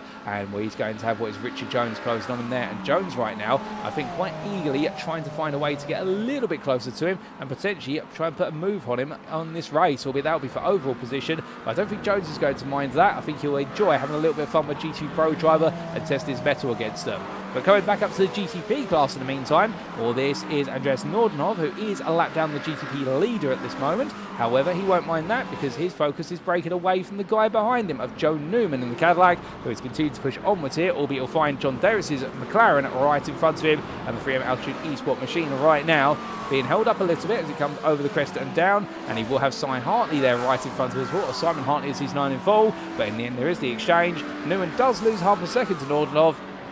I think he'll be confident that's half a second he potentially close back up over the next couple of laps, given his pace compared to Nordenhoff's. Even on this previous lap with the traffic, his pace has been the best part of a second faster, as into the pit lane from the lead of the race is Patrik Thomsen, and Ryan Davis is coming up behind him as well. So the two leaders of GTP making their way down the pit lane at the moment, and well, we expect these are going to be normal stops for them, albeit Patrik Thomsen has already had the fuel in the car. He makes it out the pit lane, he returns to lead the GTP class.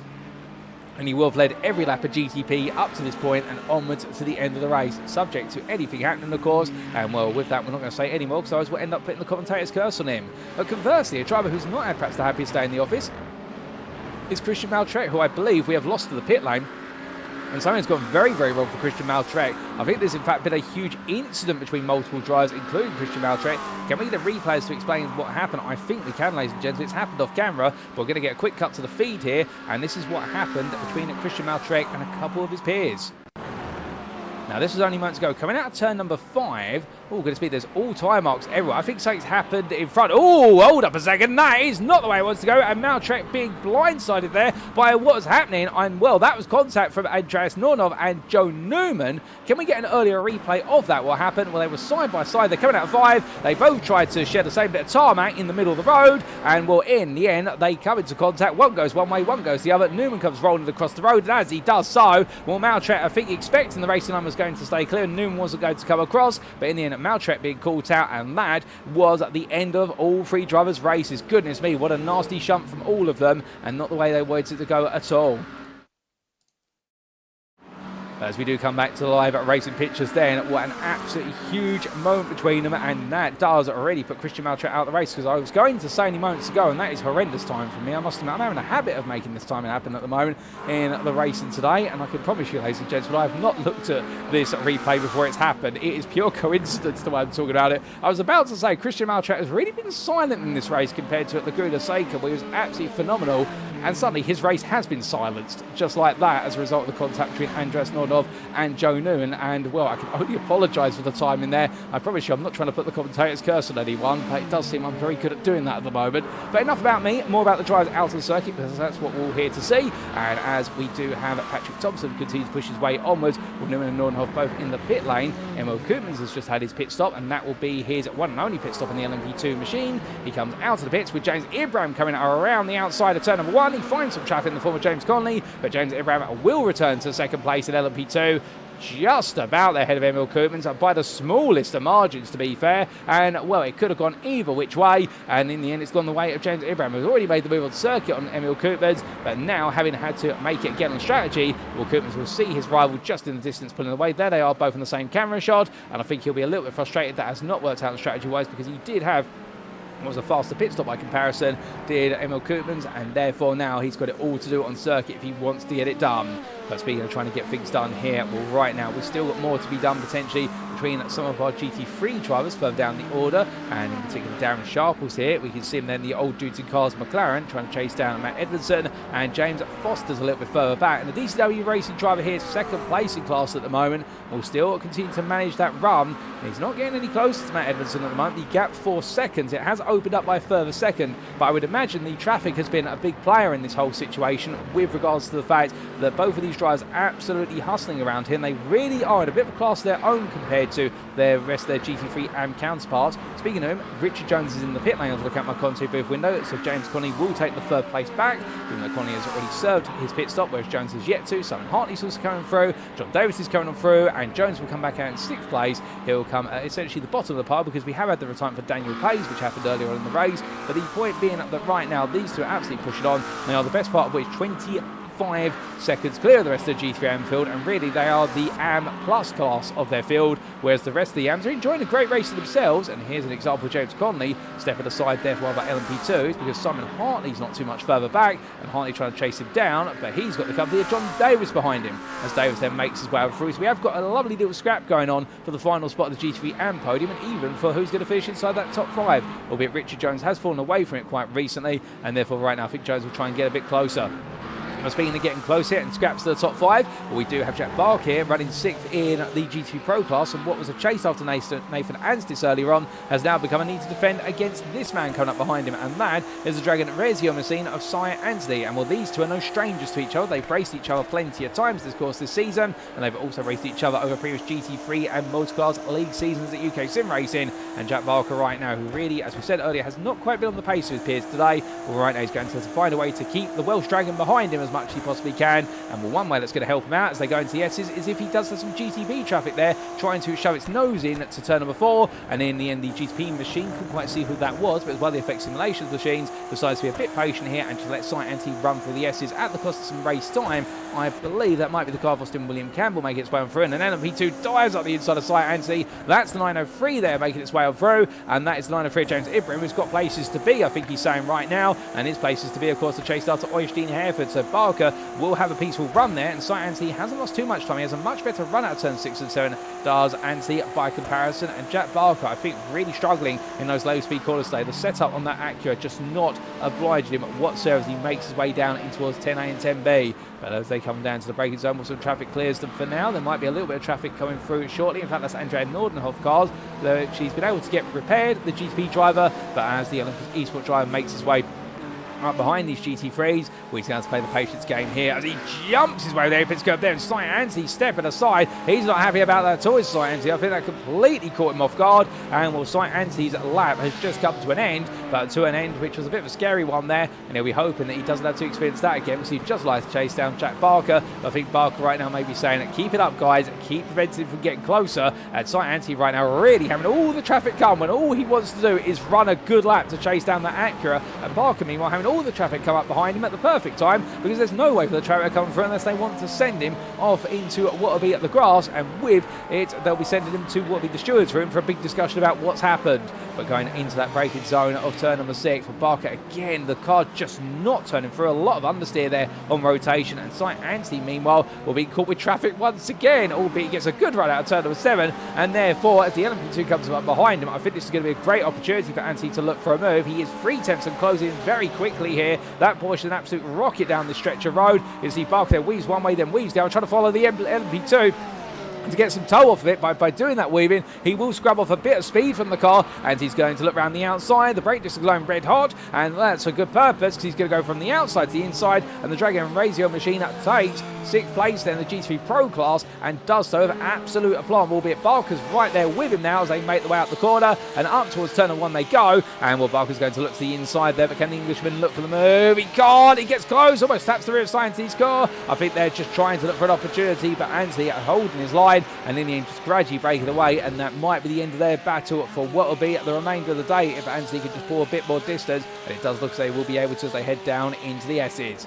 But roaring the one down there, lovely move from Sight Anthony, and fair play to Barker for trying to make the counter-attack, but it just wasn't coming forward, and as the batting now quietens down a little bit between them, well, elsewhere in the order, John Davies has still got Simon Hartley in front of him. Hartley 7 tenths away, and he's still trying to chase after as best he possibly can.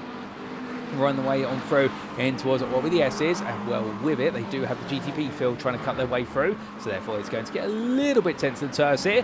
Rolling through it, Amit Rajik just coming up behind now and saying hello, albeit I can imagine the wrong stuff driver John Davis will see that in his rearview mirror, and he'll very quickly move aside there in order to just let the GTPs head onwards, as we see Darren Norquette in the rear of the picture, who's a lap up on Wes Gauge, but in turn a lap down, well, in fact not a lap down, he's on the same lap as the GTP leader Patrik Thomsen, or Darren Norquette trying to chase down with Ryan Davies for third place in the class, but not close enough really to do so at the moment. The gap standing at the best part of 6.5 seconds, and on the previous lap, well, Norquette was faster by 6 tenths, but we need to wait for the lap averages to come through, and they'll give us an indication of just how much that gap is coming down, growing or staying the same, as John Williams sets the fastest lap of what is the GTP since the pit stops, A1 at 8.990, and right now the Cadillac driver here, in the absence of Austin William Campbell being at the front of the field after that issue on lap number 1, Williams right now continuing the mantra which is affect simulations. If they're not going to take victory, they're definitely going to take second place here in this race, and Williams running a solid race, 12 seconds clear of Ryan Davies, who in what is the Empire Motorsport BMW M V8 Hybrid, well, this has been an absolutely brilliant run of form from the British driver as he makes his way in towards turn number 5, and the fact there's a solid podium here, and well, he's not really put a foot wrong on that 85, and it shows in the fact he's enjoying himself out there as, oh my good lord, and is that Austin William Campbell into the barrier? Yes, it is, coming out of turn number 5. It's a nasty crunch to the barrier, and well, for good measure, the rear of the car hits it and loses a huge chunk of the bodywork, and Austin William Campbell coming out of turn number 5, and his race is going from good to bad to disastrous to nightmarish over the course of what is 60 minutes of race, and I can imagine right now he must be sat there thinking, what have I got to do to chase down Patrik Thomsen and have a day where I can beat him? And well, there doesn't seem to be an answer for it right now, because everything he tries to throw at it, when in it all comes unstuck, and Patrik Thomsen is just running away with those races as we're seeing at the moment. He's not on screen, but he is the best part of 24.5 seconds clear of John Williams. But from them to Darren Sharples, We're right now chasing after Matt Edmondson. He's been with Edmondson for some time, and Edmondson is your GT3 AM leader as he weaves and winds his way on through the SS sequence. Coming out of turn number 5 then, and as he does so, well, for Edmondson, is there going to be anything more he can do really other than just hold this position right now? Because James Foster, still 3 seconds down, he's not really closing. He's not really losing any time either, and I think really the difference between the two of them, their lap times are practically identical over the course of this stint so far. But I think the way the traffic has fallen and then the natural variation between the two of them in the pit lane, that has been what has just gradually gifted Edmondson just a little bit of time. And that's where it's going to come down to, really. I think the two drivers push each other so hard over the race distance, as we do see here, Sharple's getting very close to the back of Edmondson, and it's going to be Sharple's flashing his lights. They're saying to Edmondson, I think that he wants to come on through. Well, if not, the only other thing he'd be trying to say through what is Morse code there is that I'm not going to try and attack. But the problem is, I don't think Edmondson has been studying his Morse code recently. He's been studying the circuit more, and as a result, I don't think he's going to want to just let Sharple's go, because Sharple's is really his barrier to Foster at the moment, and well, if he does end up scrapping a little bit of Sharples, that could take some time out of his advantage. It could take away some momentum, because what with this being a very rhythm-based circuit, where if you start to lose your rhythm, you can very quickly find yourself falling down that order. But as we head into the closing stages here, night gradually does descend over the Road Atlanta circuit. We are heading into dusk hour here, and I think we might, well, we have got the headlights on our drivers' cars. We might see us get all the way to night time as we do see that checker flag come out in traditional fashion, much like what is the 12 hours of Road Atlanta, the Petit Le Mans race that does normally cap the end of the IMSA Championship season every year. We're side by side there. That's going to be a move from what is Sharples. So Sharples is going to go for it here, and immediately you can see the damage done. That gap to Foster has been slashed by a third there, as Foster now comes out turn number 7, and he will start to believe now, with Sharples out the way, that he can chase down Edmondson, albeit he's going to have to find the lap time to do it. And the thing that Edmondson will take back here is by being in the slipstream of Sharples, he will regain a little bit of the time he's lost, because he will pick up a couple of miles an hour more straight line speed. But Foster has to have some growing confidence as a result of this, albeit the traffic there's not going to help him have the confidence. Although saying that, Ryan Davies does cut up the inside there and makes it quick and rather painless as they come out of turns 10A and 10B, and he'll carry on. But from them, well, now we have got Edmondson so close to the back of Sharples. I think he's considering a potential move here, or is he just going to pull to the inside, slightly bleed some speed? I think it's the latter rather than the former. So therefore, Sharples right now is taking that place, but where can he go from it is the question. Well, he goes wide out of turn number 1. Now he's going to put Edmondson on what will be the inside. Where's Edmondson gone? And what I believe Edmondson's just come back in front of him, coming through turns 3 and 4, and Foster is getting a little bit closer here as they come down into the S's, albeit he'll be interrupted there by what will be the LMP2 machine of, I believe, that is going to be none other than what is Ryan Walker. Well, no, that's not Ryan Walker there. It's one of our other machines. I think that was the machine of Jarrett Lee there, albeit the colorations on them look quite similar on the what is the headlighted scheme until you do come out the headlights, and then you do see there it's the inverse coloration on what is the main body color there, rather than being what is the green, it is the blue. And coming out there with Jarrett Lee right now, just pushing onwards and rolling his way down that back stretch. And well, now for what is Matt Edmondson, he'll be taking a breather, knowing he has been gifted a little bit of time, and Foster is still 1.8 seconds back and not closing. But coming on to Ryan Walker, we haven't really talked about it today after what was his best qualifying performance of the season, and the Alstria 3M eSport driver. They're getting very close to the back of Cy Hartley's McLaren, almost tapping it looked like there for a brief moment, albeit I think that's just the camera angle. But he's down in 7th place in LMP2, hasn't really had a race to move forward in, he's moved backwards in fact. And well, we didn't quite see what happened there, but Walker's still out there enjoying his laps, enjoying his time, and getting plenty of time out on the circuit there. And that's where it's all about in terms of just finding that lap time and gradually improving the more laps you dial in. But off camera, we have had a change of GTP position. 2nd place was John Williams, and now there he is. He's just left the pit lane. He just did a second pit stop. It was a quick splash and dash of 10 seconds stationary time, so I suspect the car was under-fueled, and therefore he's had to put the fuel in to make sure he gets to the end of the race on scale of fuel capacity, and that's released Ryan Davies up into 2nd and Darren Norquette up into 3rd place in the GTP class. And well, with the pair being 15 and 10 seconds ahead of Williams respectively, I don't think we're going to see, unless they have to go into the pits for a quick splash and dash, I don't think we're going to see any exchanges there unless John Williams can absolutely put together some phenomenal laps over the closing stages. So right now we really are seeing this race out at this point, ladies and gentlemen. Not too many close battles out there at this time.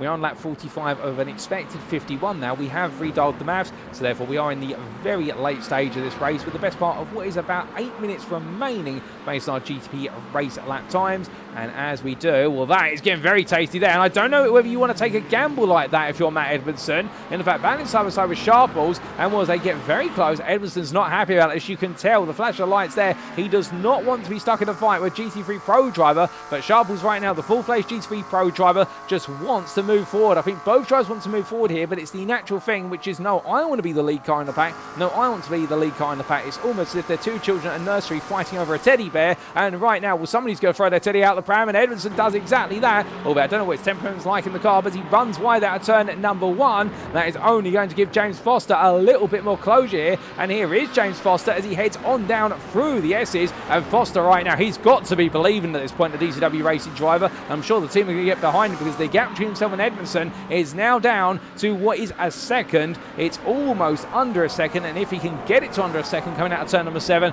that is going to give him a little bit of a slipstream coming down the back straight, and we could have a G3 AM lead battle right at the end of this race, all the way to the checker flag with what is the best part of 5 laps to go for our GTPs, we believe. Well, right now Foster's just got to get closer. Is he in the draft? He will be getting a distant toe, but the thing is, Edmondson's getting the toe off of the back of Sharples, therefore that gap is slightly inching open right now, but Foster just needs to cut another 10th here, and if he does, he will be starting to gain on that straight. He will be matching Edmondson's speed down there, and therefore it will be a battle that's on, as we do see your overall race leader of Patrik Thomsen carving his way on through, and whilst Thomsen makes his way on past turn number 12, cutting his way between Edmondson and Sharples and then going onwards, was he roars upwards now. Well, Edmondson now falling back to 5 tenths of a Sharples, so I think giving himself enough breathing room so as not to be all over the back of the old dudes in cars. McLaren being definitely still the damage it's done here, but Foster 1.1 seconds obviously came onto this lap, this new lap of racing for them, which is lap number 41, so not really close enough right now to gain, but all he needs is a 10th or 2 out there and he will be able to find it. I believe Edmondson there just blinking out of existence back into it due to a slight technical issue then. Hopefully that's not a sign of things to come, with Foster right now carrying onwards, but there you can see he has closed up, and in fact that gap is now sub a second. It's 9.5 tenths as they head into turn number 6. If Foster can get it a bit more down and get it at 9 tenths, he exits this corner, he will start to gain as he exits out to the right hander of turn 7, and the answer is, how close is he? He is a second back. It's not quite going to be enough here, and well, we will see once again Edmondson, who is a second off of the back of Sharples. Well, there's very little between them at the moment as they weave through, and in fact that gap has come on down. It has come down to 9 tenths there as we just had our times updated, so Foster is in the tow zone right now. He will start to gain a little bit so long as he can keep within this distance. So for James Foster, it is all about sniffing out little bits of time here and trying to get Matt Edmondson under mental pressure. Edmondson, meanwhile, all he's got to do is just drive his lines. He can't let what's happened dissuade him from trying to chase down this victory. They haven't got long left in this race, less than 5 minutes here, but these two are going to be absolutely on the limit, and I think for Edmondson, well, traffic might become a big part of this because we have got what is a couple of LMP2s going on through. They will be on the back of this pair in what will be about 3 minutes time, so they could be right there at the end, so Foster will be wary of the fact that traffic could have its role to play as it all goes through there for Wes Edmondson coming on down into the S's, and Foster's going to come on through. He goes around the outside through the S's there, and I think Edmondson just being caught out by the LMP2 that sliced its way on through the side in there, and Edmondson once again, much like at Laguna Seca, through traffic intervening at the most inopportune time, loses the lead of the G3 AM class. Now will he be able to come back here, as Foster right now will know that when Edmondson's behind you and he's had it go wrong, he digs in, and many of you may remember the first ever location where he took a victory in the GT3 in the UK Estimated GT3 League. It was here at Road Atlanta, if my memory serves me correctly, and in that race he had to do it all multiple times. It all went wrong, and in the end he charged his way through to take victory. And right now, well, can Edmondson bring that spirit back from the best part of 2.5 years ago and find a way to take victory here again today? Well, gut instinct says if Foster can get his pace down, that gap is going to stay open a little bit. However, do not count Edmondson out here as they push their way down to turn number 12. It is very close between them as they roar the way around. And can we get a quick replay as to see what exactly happened there? And I think we can. And here it is, ladies and gentlemen. Well, what a dramatic moment for Matt Edmondson. And this is how quickly it all unfolded.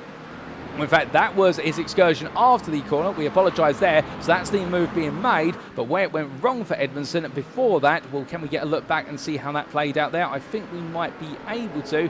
It was the starter lap. And can we go back to it? Yes, we can. Here we are. And this was coming on down then. And, well, can we see Matt Edmondson? There it was. And in the end, just giving a bit of space to the LMP2, but stepped wide. But the rear left tyre on the grass going into the S's. And that's what gave Foster the opportunity to open the door up and look for the move there. So thankfully, our cameraman was just able to catch it in the nick of time, and that explains the story. But let's head back to your live racing, ladies and gentlemen, and see how this all concludes. Well, as we come on back then, with not long left, we are on the penultimate lap for our GTPs, and here is Patrik Thomsen making his way onto that penultimate lap of racing. The Williams Sim Racing Academy driver right now in such a comfortable gap. He's not looking back, but right now we are going to stay transfixed to the battle between Foster and Edmondson, the closest battle out there, and therefore I think we'll oblige it in terms of making the way around. They will get what will be one more lap in after this one, as they roar the way around, because Thomsen right now is going into turn number 6 based on the circuit map in the top right corner of the screen. You'll see the black background or the black silhouette with the red outline as your GTPs, and number 1, the leading GTP, as you're heading through turn 6 and 7. And as the drivers head up the rise, well, right now Foster just holding on into that lead, 8 tenths of the gap between himself and Edmondson, but he does have a little bit of traffic there cutting his way through it, as that is the machine, I believe, of Ryan Walker coming on down, so that could flip the reversal switch there with regards to the fortunes that they've had through the quarters over the course of the S's, and Foster now experiences a similar situation, albeit it doesn't come off as worse as he does as Edmondson, but Edmondson there will know that he's got to take some confidence from this and try to pounce whilst the iron is proverbially hot. But going the way out turn 6 and 7, no change between them at the moment, as from them we look back to your leader as he comes on through then to go on to the final lap of racing here. The white flag will wave, and Patrik Thomsen will know there's only one more lap to go and to keep what is his run of victories alive where he's been on the circuit. The only race course he didn't win where he's been at the circuit was the season opener at Algarve, which went to Thomas Cope in those circumstances with the changeable conditions, but Thomsen there just coming on strong a bit too late in the race, but Thomsen right now just pushing it to the absolute limit.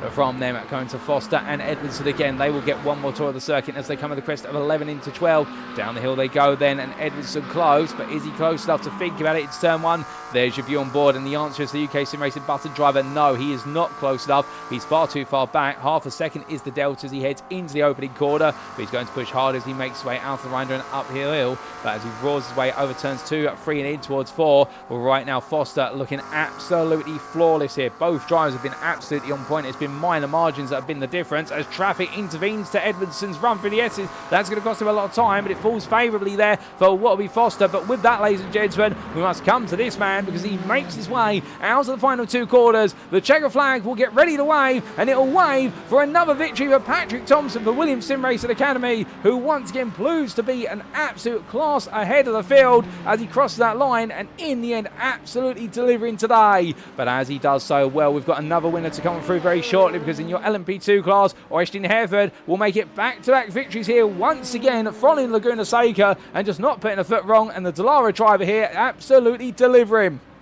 As he crossed that timeline, second place goes to Sean Cranley for ANSI Sports in what is the GT3 PRO class in a season best performance ahead of Kasper Brøckner, and the Ford Mustangs crossing the line there. Lovely racing from them all the way through. Second place in the GTP class will go to Brian Davies. He crossed the line there for Empire Motorsport, his best result of the season. Well done to him. And out of the final corner, it is James Foster who takes GT3 and victory there by only half a second after 60 minutes ahead. Matt Edmondson, what a race between the two of them, no doubt about it. We've still got more to come, I believe. We are waiting a couple more drives to head to their finish line, and that's your GT3 Pro leader here of Eric Roslev, tucked in behind James Conley. And as he makes his way on through, well, before he gets there, we look to Jarrett Lee coming across the line there, 5th place in LMP2 in a frustrating into his race. Your runner-up in LMP2, James Ibram's already finished his race, as has Emil Koopmans was 3rd place. But here comes Eric Roslev then, ladies and gentlemen, WSR Esports to take victory in GT3 Pro. Another brilliant drive there from the Audi R8 driver, 27.5 seconds clear of the field, and did not look back at any point,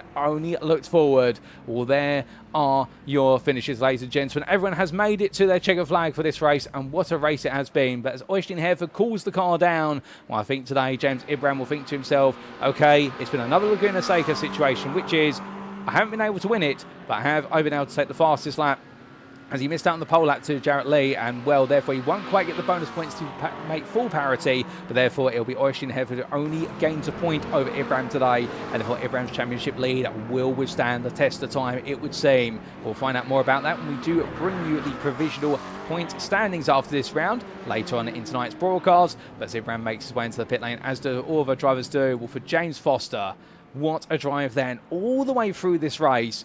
Not close enough to Matt Edmondson, but then the intervention of some traffic coming into the S's and Edmondson just stepping wide, and also the back and forth between Edmondson and Darren Sharples over the entirety of the second stint. All that came together to reduce what seemed to be a comfortable 4-second gap to a negligible one, and Foster only needed one chance. He pounced on it, almost had it happen to him only a couple of laps later, but Foster didn't wilt under the pressure and held on to take that victory. But between the two of them, there is nothing in the margins, and I suspect that's the way it's going to be all the way to the end of the season campaign.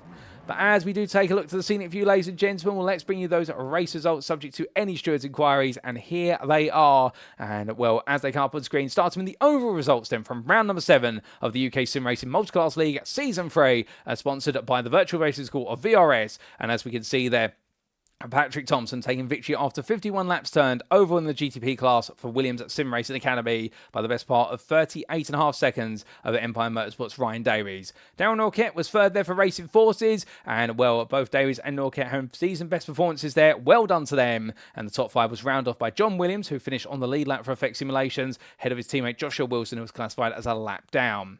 Ahmed Rajik Goj finished 6th there, the privateer, in a season best performance of the GTPs, ahead of Andreas Nordenhoff, and the Olympus Esports driver, who was 2 laps down, was followed up by the LMP2 winner of Øystein Herfjord for Effect Simulations Carbon. A fantastic drive from him again, but also credit where it's due to James Ibram, who fought his way all the way through the field after a messy start to his race where it went very sideways, with the Effect Simulations Club Sport driver moving through to the second place on the podium ahead of teammate Emil Koopmans.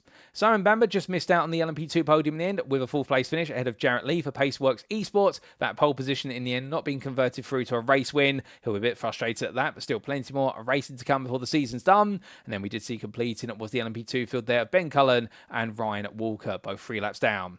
Coming to the GT3 field, your overall GT3 winner and pro winner, Eric Rose there for WSR Esports, head of the Fords of Sean Cranley-Swash and Kasper Brøckner, and well done to the anti-sports driver there, finally being able to claim a victory over his fellow Ford driver for Old Dudes in Cars. Kasper Brøckner not able to respond to Sean Cranley-Swash pace here today. It was then Darren Sharples who rounds off the top 4 of the GT3 Pros, ahead of James Foster, who took 5th place in GT3 overall, but for DCW Racing got the result he wanted most, and that was the GT3 AM victory over Matt Edmondson for UK Sim Racing Button. Completing the GT3 AM podium, well, you'd have to go all the way down to 24th place for James Connolly there for UK Sim Racing Button, who, despite how it started, it all went wrong in qualifying and started from the very back of the field, made his way through to 3rd place. Well done to him, an absolutely solid drive there. And Simon Hartley, a further lap back, took 4th place honours in the GT3 AM class there for Team DWR with SimCoach setups. But talking about retirees from the race, and unfortunately we did see a few retirees from this one, ladies and gentlemen, and we did see what was the retirees of Austin William Campbell, Joe Newman, Richard Jones, Christian Malcharek, and I believe also we saw a few more in there in the form of Nathan Foster, Daniel Pays, Tom Farr, Xander Hill and James Acklam. So a grand total of 35 starters, but at the checker flag, only at 26 finishers. And indeed, a high rate of attrition here, but that's what you come to expect at the Michelin Raceway Road Atlanta. But coming on to how they all finish within their respective classes, well, let's come on to those class finishing positions. And starting with the GTP class, we saw Patrik Thomsen there for Williams Sim Racing Academy take the victory by the best part of 38.5 seconds over Empire Motorsports' Ryan Davies, with Darren Norquette only a further 6 seconds behind. From the Racing Forces driver is the Effect Simulations pair of John Williams and Joshua Wilson. Wilson starting off the field that was a lap down. Ahmed Rajik goes a lap down in 6th place there, but a strong performance from the Ferrari driver, even if it didn't always go quite his way. Then we did see 2 laps down for Andreas Nordenhoff, with that late race incident for the Olympus Esports driver potentially costing him a top 5 finish. It was then 8th place to your retiree of Austin William Campbell, and from the Effect Simulations Club Sport drive, we did have the retirements of Joe Newman for Empire Motorsport and his teammate Nathan Foster, and also the early retirement for Xander Hill for Tiki Sim Sport on the open lap with that instant through the S's. Going on to the LMP2 class. And in the LMP2 class, we did see Øystein Herfjord take the victory there by 20 seconds for Effect Simulations Carbon over the sister team driver for James Ibram for Effect Simulations Club Sport, and then his teammate of Emil Koopmans finishing 3rd there to round off an all Effect Simulations podium. Simon Bamble was fourth for Effect Simulations Carbon, and a further 15 seconds behind him was the Paceworks Esports Machine, the 115 of Jarrett Lee, and it was a lap down to the pair of Ben Cullen and Ryan Walker for Effect Simulations and Altitude 3M Esport, with the retirements, unfortunately, of DDK Racing Team's Tom Farr and also the privateer James Acklam at that retirement 2 laps into the race.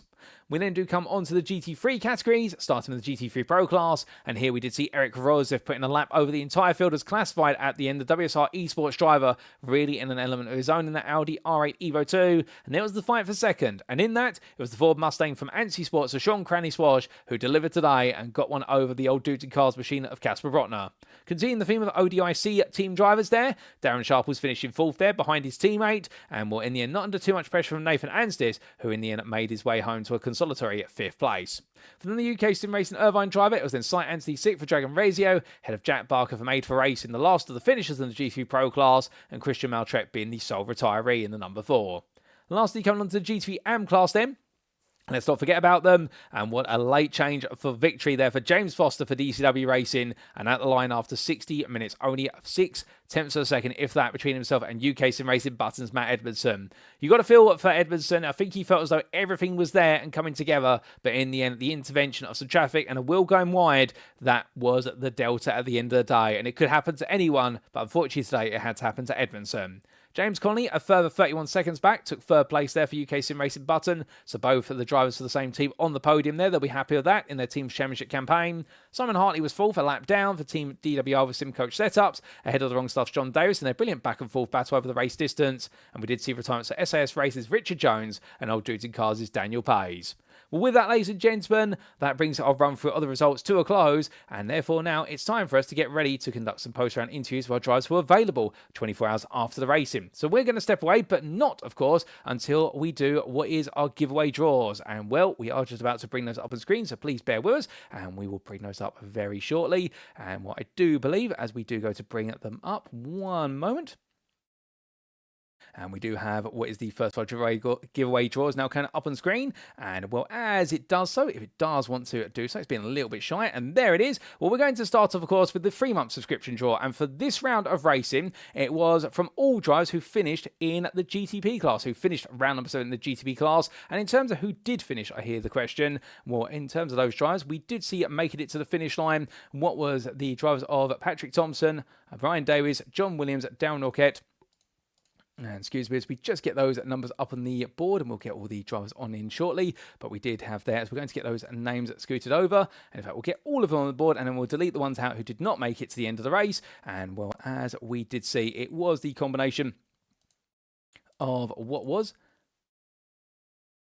as they come up on the screen there.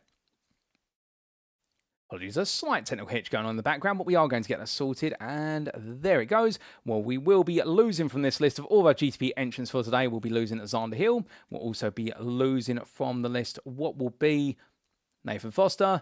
Also be losing from it what will be Austin William Campbell. And also, I believe, Joe Newman. So that does mean we had a grand total of 7 finishers as classified there. And let's spin the wheel, ladies and gentlemen, and find out who is going to be taking home the 3-month subscription draw from VRS.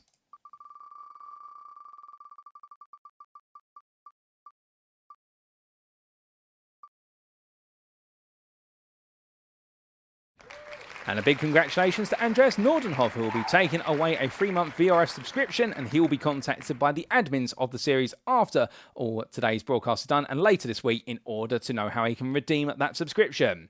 So that's your winner in the 3-month subscription draw, but what about in the 2-month draw? Well, this is going to be all of our drivers across what is the LMP2, GT3 Pro and GT3 AM classes who finished the race. So let's get them all up on screen now, and then what we'll do is we'll cut them out. So we're going to start with the LMP2 drivers, and in terms of those who did finish the race in the end, we did have a good total of them make it to the end of the race, albeit not all of them, unfortunately. And we did lose over the race distance. What was James Acklam? We lost him first. We also lost Tom Farr along the way. And I believe it was only those two who we lost. Then coming on to the GT3 Pro category, well, we did lose some of our drivers there over distance. Unfortunately, not able to make it to the checker flag. And in those classes, we did lose. I think it was just Christian Malcharek we lost, in fact. So we are going to put all the names in on screen here. And there they are.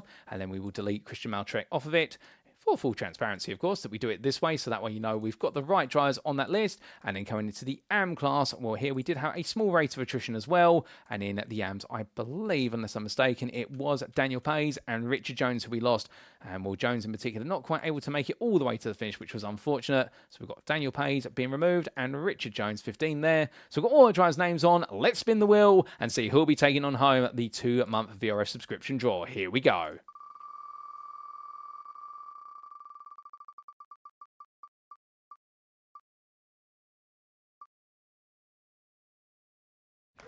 And it's going to be Si Anthony who will take on home at the 2-month VRS subscription draw for the virtual racing school. Congratulations to Si. And well, he'll be contacted after this broadcast in order to know how he can redeem that 2-month subscription.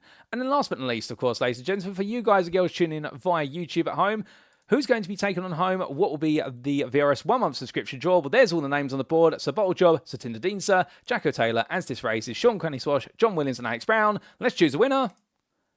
And that winner is going to be John Williams, who'll be taking on home at the 1-month VRS subscription. So congratulations to John, and we'll tell him how he can redeem that later on this week. So there's all our draws done, ladies and gentlemen, and that means it's now time for us to draw the draws to a close and make our way into those post-round interviews, for which we'll be back in approximately 8 minutes' time to bring you those. Don't go anywhere. You won't want to miss them. We'll see you shortly.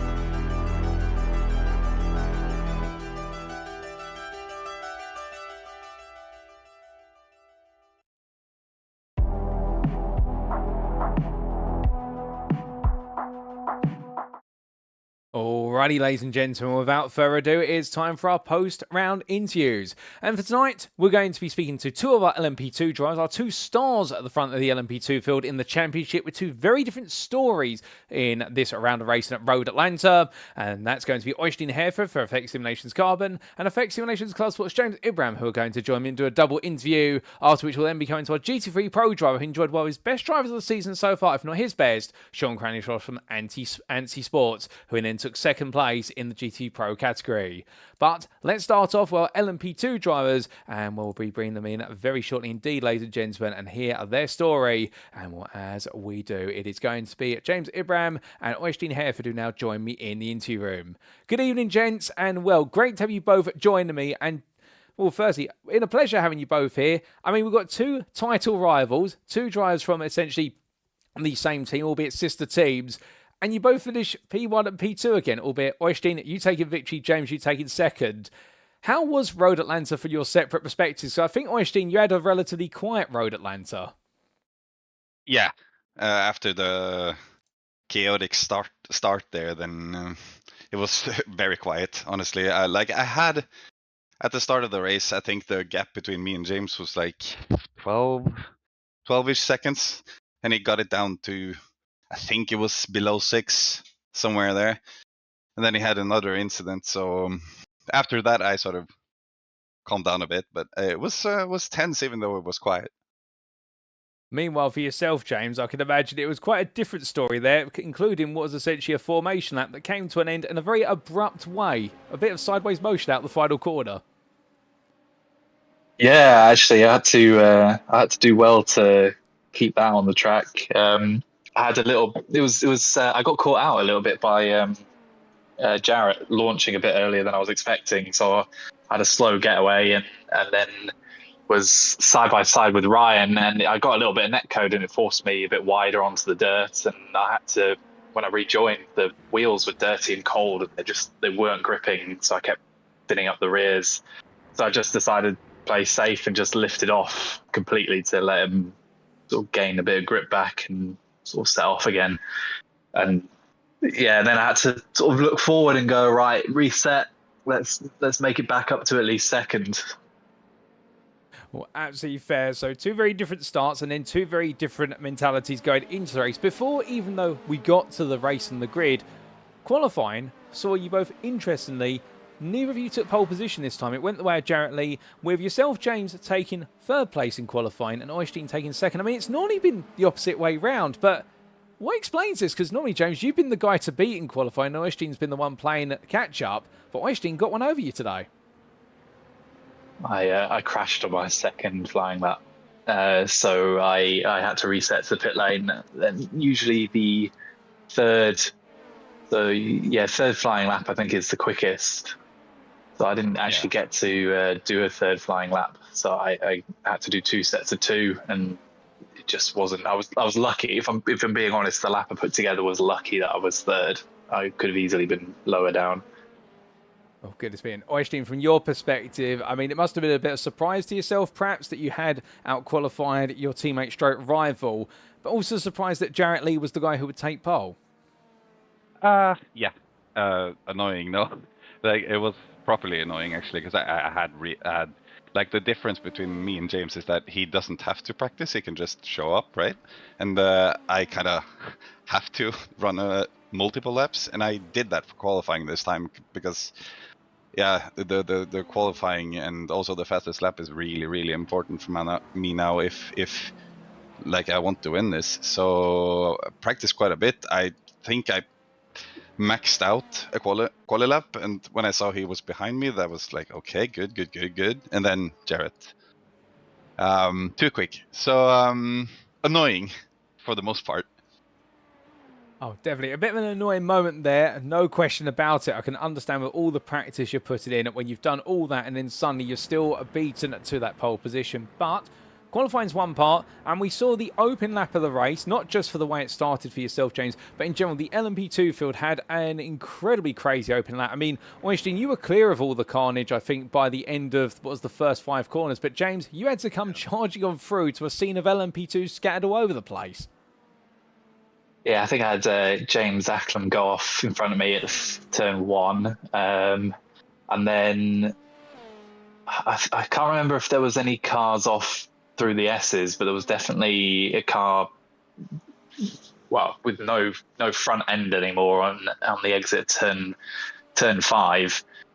That I couldn't quite see because of the smoke, and then sort of just kept to the right, and I did avoid it.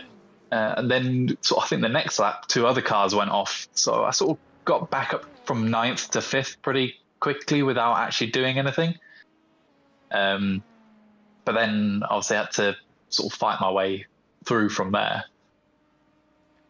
Well, indeed, and fighting your way through is what you'd spend the first into the race doing. Meanwhile, Øystein, for yourself, taking us through the perspective of the multi-class traffic, I mean, a very short lap here at Road Atlanta, and by the end of lap 3 for the GTPs, they were already coming onto the back of the GT3 traffic. You weren't too far behind. I mean, what's it like with the differences of speeds here? Because with all the downforce you've got in the LMP2, you're coming through the corners so much faster than the GT3s, and even at some points faster than the GTPs.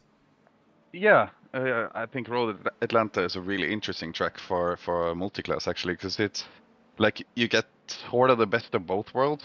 Because the first and second sector, they're really difficult to overtake, really difficult to be overtaken as well, like from the GTPs, because like you said, the GTPs are slower in some corners there. But then you get sort of the breather with the long straight on the back end. So like you can get properly unlucky with traffic if you hit everything in sector 1 and 2, but it's for 60 minutes it evens out. So you will get be unlucky sometimes, but it evens out throughout the race. So it's a really good track for multiclass, I think. And James, your thoughts on that in terms of it being a good track for multiclass? Do you feel the same? Yeah, I love it for multiclass. I think it's it gives really interesting ways of having to deal with traffic and looking at it in ways of, okay, I can't get past here, so you have to sort of plan a few corners ahead. I actually overtook Emil very much like that, because I saw coming down through the S's, I saw that the GT3s ahead. I thought he would get held up by them, so I hung back a bit so that I could go full throttle out of turn 5, and I actually stuck a nose in up turn 6 and got him at turn 7. So I love that aspect of being able to sort of plan strategically ahead. And in fact, my overtake on Ben as well involved a traffic by sort of pinning him behind a GT3 into turn 1 so that he couldn't come back at me out of or keep alongside me out of turn 1. So I used traffic to my advantage on those 2 overtakes for sure. So I think it's kind of like fast moving chess on this track, and it's quite enjoyable. I think it's one of the more fun for multiclass. Oh, 100%, I'd agree with you there. And I think the way you've summarised it as being fast-moving chess is absolutely on the money. But also on the money, strategy around here. If you're able to come out in clear track, you're able to find a bit more lap time out there. Did either of you change up your strategies in order to try and find some clear space or avoid getting caught up in traffic? If we start with yourself, Øystein, or did you just run things according to the plan? No, I didn't do anything specific for this one, because like I had pretty much clean air from the get-go, right? I had an early gap, and I could just, if I could just run quick laps, then it would turn out fine. And I think the pit lane rather is not long enough to like do anything cool with undercuts and stuff. So I just ran till the tank was empty and then got in. Oh, fair play to you. And how about yourself, James? Because your race, I think, was changed a little bit as a result of what happened at the start. Did you change your strategy at all in order to compensate for it? No, I got to about 6 seconds. So I think after I overtook Ben, it was about 9.5, 10 seconds gap to Øystein, and then I got it down to about 6. And then I had a GTP attempt, a rather, let's say, optimistic attempt at an overtake at turn 7, which is quite a bizarre place for a GTP to attempt to overtake because they're slower through that set of corners anyway. He overcooked it and ended up sort of making contact with me and making me go off the circuit, and him as well. And that just gave me quite a bit of damage. And then, unfortunately, I wanted to box straight away, but he ended up boxing next to me, or I can't remember what it was, but I was prevented from going into the pit lane on that same lap, so I had to do a lap with damage, which, I mean, I didn't want to do that anyway, but I wasn't going to box that early. I wanted to run, as Øystein said, till empty, and then do the stop. But unfortunately, I was sort of forced to do that about 5 or 6 laps earlier than I really wanted to. So it was more, had to just deal with the fact that of the circumstances that I had. And then obviously after all that, I came out of the box about 18 seconds behind Øystein. I sort of knew the race was done then, tried to get fastest lap, but then bottled it. I think I would have got fastest lap had I not messed up that lap. I think I would have got it by about 2/10. And then towards the end of the race, I was just pushing way too hard and nearly crashed myself out. So dialed it back a bit and then went to try and push at the end, but unfortunately I got traffic. And in fact, I was the LMP2 that got in between the fight between the GT3 AMs right at the end through the S's. And it was just, unfortunately I just caught them at the wrong time. I don't think I would have taken the fastest lap away from Øystein though, so I think at the end he ran the perfect, flawless race in the end. Couldn't quite match that. Well, on that thought, and I would happily agree with you there, James, and that Øystein absolutely delivered a perfect race, minus a pole position point, but with the win plus the fastest lap, it now puts you only a point behind James. 2 rounds remain. I know we talked about previously the fact that, again, whatever James is doing, the amount of practice you're having to put in order to stay up with him, but surely that's got to give you some belief right now. 2 rounds to go. It is all to play for. Yeah, like I've always had belief though. The only thing is like he has to make a mistake. He has to make sort of the mistake he did now if I win, but if I don't win, because I mean, there's a couple, Jarrett as well now with a lot of pace. I'm not sure if Helder is coming back, but if he is, then there's a lot of people with pace now. So like, I have to win them as well, right? Which makes it difficult. But like I said, if he keeps on not practicing, then maybe. Fair play. But James, then coming to yourself, I mean, we've got 2 brilliant venues to come: Circuit de Spa-Francorchamps and then Detroit. Circuits where mistakes are going to prove costly, particularly at Detroit in our season finale. So are there going to be any more mistakes from here, or is it head down and bring this championship home? Spa used to be one of my stronger tracks. I don't think it is anymore. So I probably do need to practice that. And I need to start developing my setups, not in the 40-minute warm-up before the race. If you could hear our voice chat beforehand, I was saying, as everyone was grilling up, I was saying, I think I need to tweak this, and I'm literally changing the ARBs while people are gridding. So I need to sort of stop doing that and develop the car a bit more beforehand. Detroit will be interesting because it hasn't been in rotation for quite a while, and I think that'll be on the cold tire. I remember doing it a long time ago on the old tire model, and that was great fun. I loved it. It's a great circuit. Lots of sort of, it's bumpy. It's a bit like sort of a kind of a cross between Sebring and Long Beach. It's fast and flowing, but bumpy, and it's got a nice tight section as well, a bit like Long Beach has. I think it will be a great round finale. I think overtaking will be very hard there.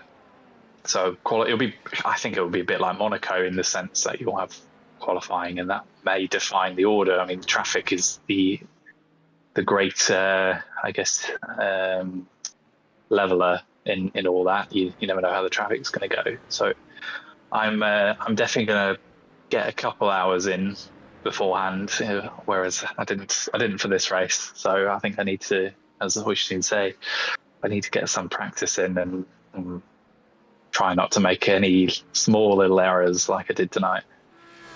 Well, we definitely look forward to seeing how that practice pays off for you with regards to Spa and also Detroit. And Øystein, with regards to our 2 circuits remaining, is there one that you prefer over the other? No. I like Spa, but I like Detroit as well. Like Detroit is probably the best street track on the service.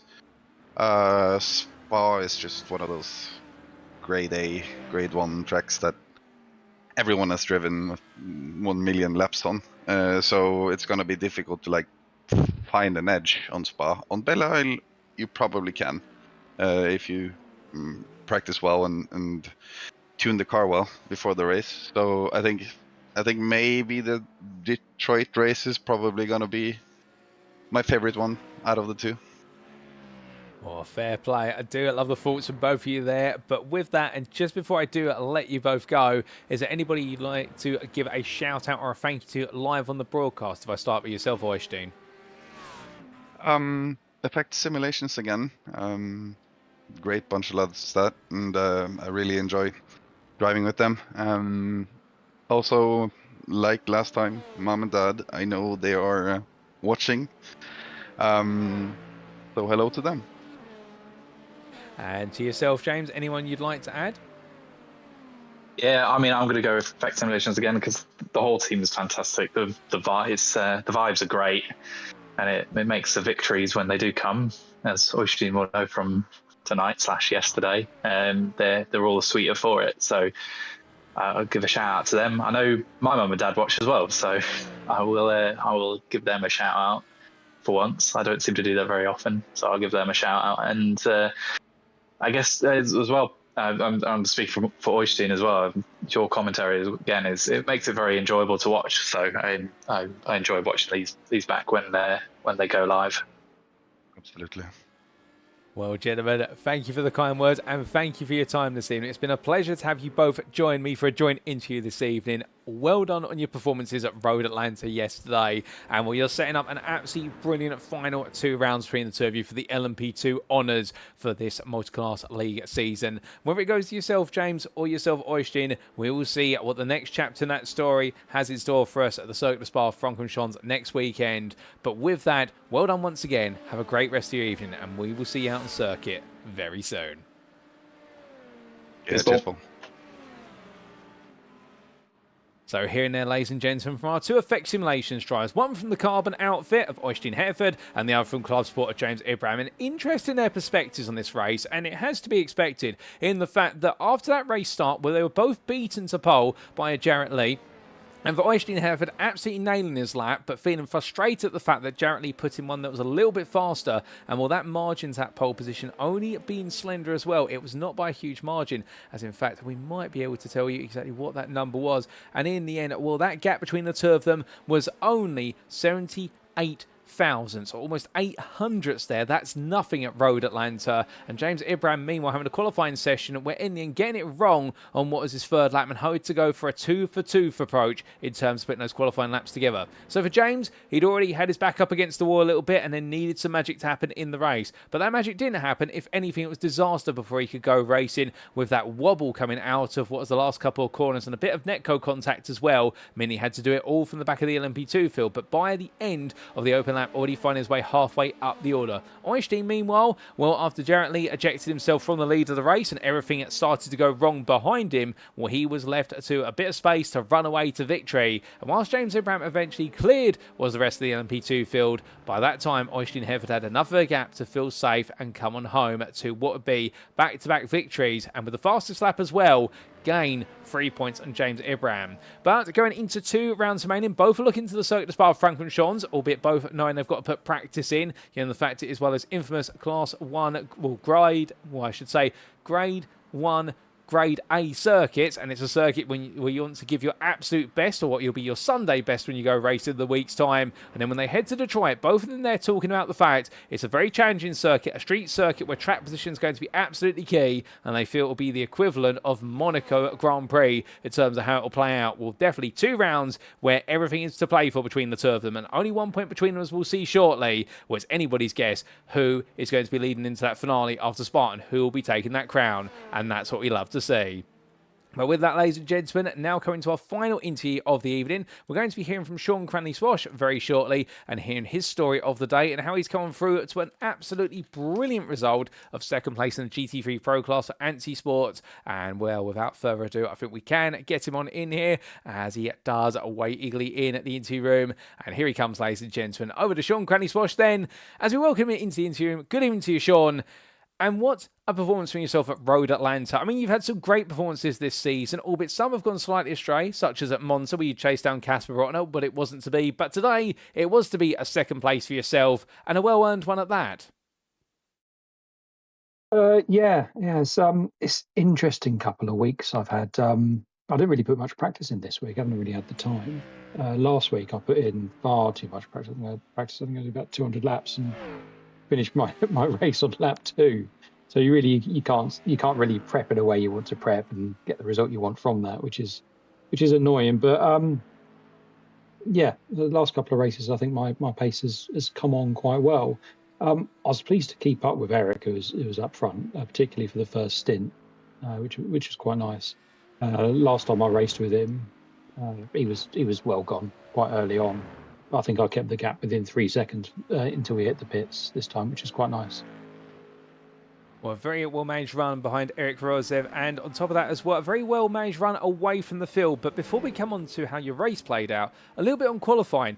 A 4th place in qualifying. We've seen you in recent rounds qualifying very high up the grid. What happened? Was it just the natural way of Road Atlanta, or did something go wrong? Because we didn't expect you not to be very close to that front row. If anything, it was slightly further back from what we normally see. I got my first lap in, my first hot lap in.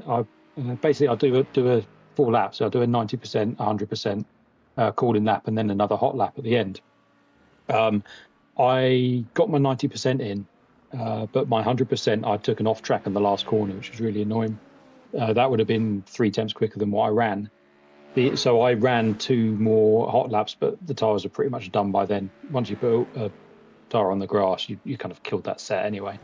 So I had to make do with that first run, which was only a 90% run. But I think I had probably 3 temps in me there that I missed out on. So 3 temps missing, and well, if you had been able to secure those 3 temps, I do believe, as you just double-check the qualifying times, that would have put you very nicely, in fact, in the hunt for what could have been just shy of pole position. You would have been a 10th off of Eric Rozev's time, but you definitely would have been on the front row. But still, that's a big what if. Let's come on to what happened in the race. Meanwhile, a brilliant start from yourself and leapt your way into second place by the end of the opening lap, if my memory serves me correctly. I got lucky. So I was having technical problems throughout the pace lap. He was blinking on and off, on and off. At one point, he disappeared for about 20 seconds, then came back again. Then he disappeared as we went down the back straight. So I had to make the decision: do I go or not? So I just measured up against Eric, and that gave me the position over Kasper, and I was able to lead him through to the last corner. It's pretty much the same as Imola, and the same as Monza as well. I was able to keep the gaps around everyone about the same for the entire race, which I'm quite pleased with. Traffic really played into my hands in the first period, but second period, Kasper came out the pits 9 seconds behind me. And I think he closed up to about 4 seconds at one point. Traffic was really kind of in his favour in that last period, but we just couldn't keep up with Eric. He was doing mid-18s, low 18s the entire race. And I think me and Kasper were kind of high 18s, 19s for most of the race. I see. Well, the pace definitely stayed for Eric, but for yourself and Kasper, it was a bit of an interchange, like you say. And just on that multi-class aspect and all the traffic, I mean, you're in the GT3, the slowest class out there, and we had multiple instances where we did see LMP2s, GT3s, and GTPs all together side by side. I think if anyone had a camera out there, they would have been absolutely drooling over the photography. But from photography to moments there, I think that might have made your heart snap a beat. I can imagine at certain points you're probably spending just as much time looking around you, behind you, and everywhere rather than in front of you, given how quick the traffic comes up here. I had a really quiet race, to be completely honest. This track requires you to measure your relative really, really closely. You're looking out of, say, turn 8, turn 9, seeing where those faster cars are behind you. And you know if you've got 2 or 3 seconds off the back of you, they're either going to pass you or not. So if they're within 2.5 seconds of a GTP, you know they're coming past you on that last corner. You've got a couple more seconds, maybe a couple, 3 seconds, I think, for LMP2 off that back straight. So you just measure it corner to corner. You've got to give them the space. We suffer with a lot less downforce than they do. So giving them the corner early is just a thing to do. I really didn't see any problems at all with any of the prototype passing. It was just a very, very calm race. I was able to run my race. I was in a position whereby I was in a bit of a bubble. Didn't really need to push a GTP or an LMP2 to not make a move. So it's kind of a nice relaxing one. But Kasper kept the pressure on, and I was having to push all the way to the end. Well, with the pressure that Kasper was putting on yourself, you finally scored one over him. It must feel pretty good, and also with this as a result as well, moving into 4th place in the GT3 Pro Championship with only 2 rounds remaining. I mean, it looks as though at the moment a title, well, not necessarily a title hunt, but definitely a hunt for a top 3 is on the cards. Yeah, I don't think Kasper's going to get caught now. He's on 143, and then Jack's on 128.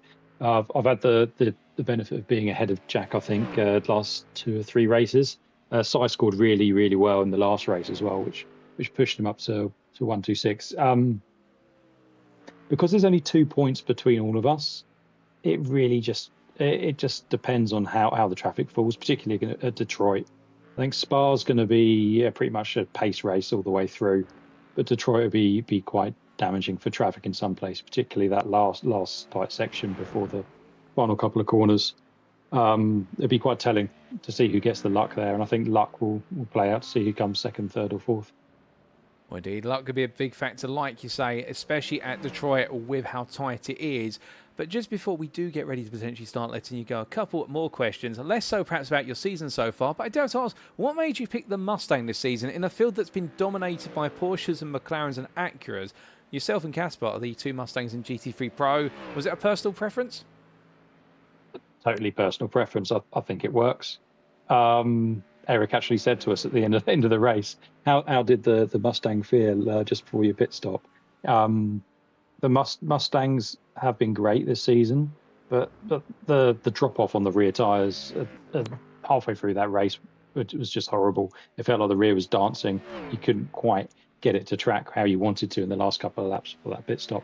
But Mustang's a personal choice. I came into iRacing to race the 4GT, raced that a lot, and since the Mustangs come out in GT3, it's the only GT3 I've touched. In fact, it's only that and the BMW I have now. All the other new versions of it have obviously come and gone with GT3s, and I'm just stuck with the Mustang. I like the Mustang. It's a favourite of mine. That's absolutely fair, and love the fact you're going with your personal preference, and it definitely shows when you're in tune with the car, nothing can stop you. And well, Sean, just before I do let you go, because we've heard your thoughts about going into the final 2 rounds of the season, is there anybody you'd like to give a shout out or a thank you to live on the broadcast this evening? Just my wife, really, because she puts up with my racing on a Sunday. I put a lot of hours in during the week generally to practice for the Sunday. So just really thanks to her for putting up with the clicking and clacking of the rig every single evening. Oh, goodness me. Well, it's the one thing that is understated is the sacrifice you will by other family members and friends. So that way you and many of the drivers here can enjoy the lovely hobby that is sim racing. But with that, Sean, we'll leave it there for now. Well done once again on one of your finest performances of the season, if not your finest result, no doubt about it. 2 rounds to go. We look forward to seeing if you can chase down that top 3 finish in the championship for the GT3 Pros. But until Spa-Francorchamps, we'll see you soon and have a great rest of your evening. Cheers, thanks, Paul. So that was Sean Cranny-Swash there, ladies and gentlemen, our Anti Sports GT3 Pro driver, who in the end, well, he put it all together in the race, talking about the fact a bit of fortune coming his way and being able to jump into 2nd place, with Anti having those technical issues that mean that Anti had to start from the pit lane, but still, getting underway, putting some distance between himself and Kasper Bröckner, and staying with Eric Rosliff for the first stint, keeping a 4-second gap to the Audi driver at the front of the field, who pulled away in the 2nd stint, but in turn opened up quite a sizable gap to Kasper Bröckner. However, after the pit stop, the traffic didn't quite work the way that Sean wanted it to. The gap was closed up. That's the way it goes in multi-class racing, but he was able to sustain the gap enough in the end to get one over the Ford Mustang driver, who found a way to stay 1 step ahead of him at Monza. Also talking about the fact that he does fancy his chances for a top 3 finish in the championship come the end of the season. Feeling as though Bröckner is now too far away to really be called unless there's adverse circumstances. But then again, anything can happen, and it normally does in motorsport. And Sean Cranny-Swash right now very much on the verge of a potential top 3, albeit he's going to battle with Jack Barker all the way to take that as a personal victory. But could he even potentially sneak into second ahead of Scientity? Well, we'll have to wait and see. But he's looking forward to the final 2 rounds and expecting, particularly at that Detroit Grand Prix at Bow Isle, the season finale is going to be the one where luck could be just as much a deciding factor as skill in making sure the traffic is managed to your advantage.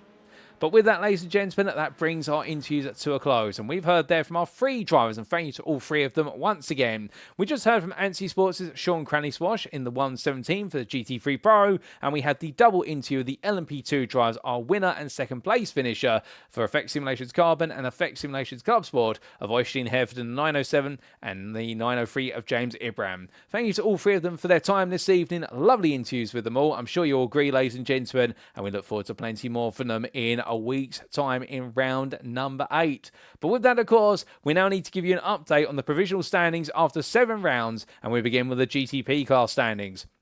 And as we can see, Patrik Thomsen now has extended his lead to 159 points over the 137 of Effect Simulations Club Sports Austin William Campbell. And all he needs to do next week is deny the 905 driver victory once again. And he, I believe, will be effectively crowned your champion with a round to spare, given the way the results have gone. And for Austin William Campbell today, well, definitely a round number 7 that's gone at 1 him. John Williams sits in 3rd for Effect Simulations and continues to chase after his sister team drivers of Austin William Campbell, and can he potentially try and sneak second off him before the season is done? Ryan Davies there with a brilliant second place finish for Empire Motorsport, moves to 4th ahead of Darryl Norquette with 6 points between the 2 of them in their fight to be just off the podium places.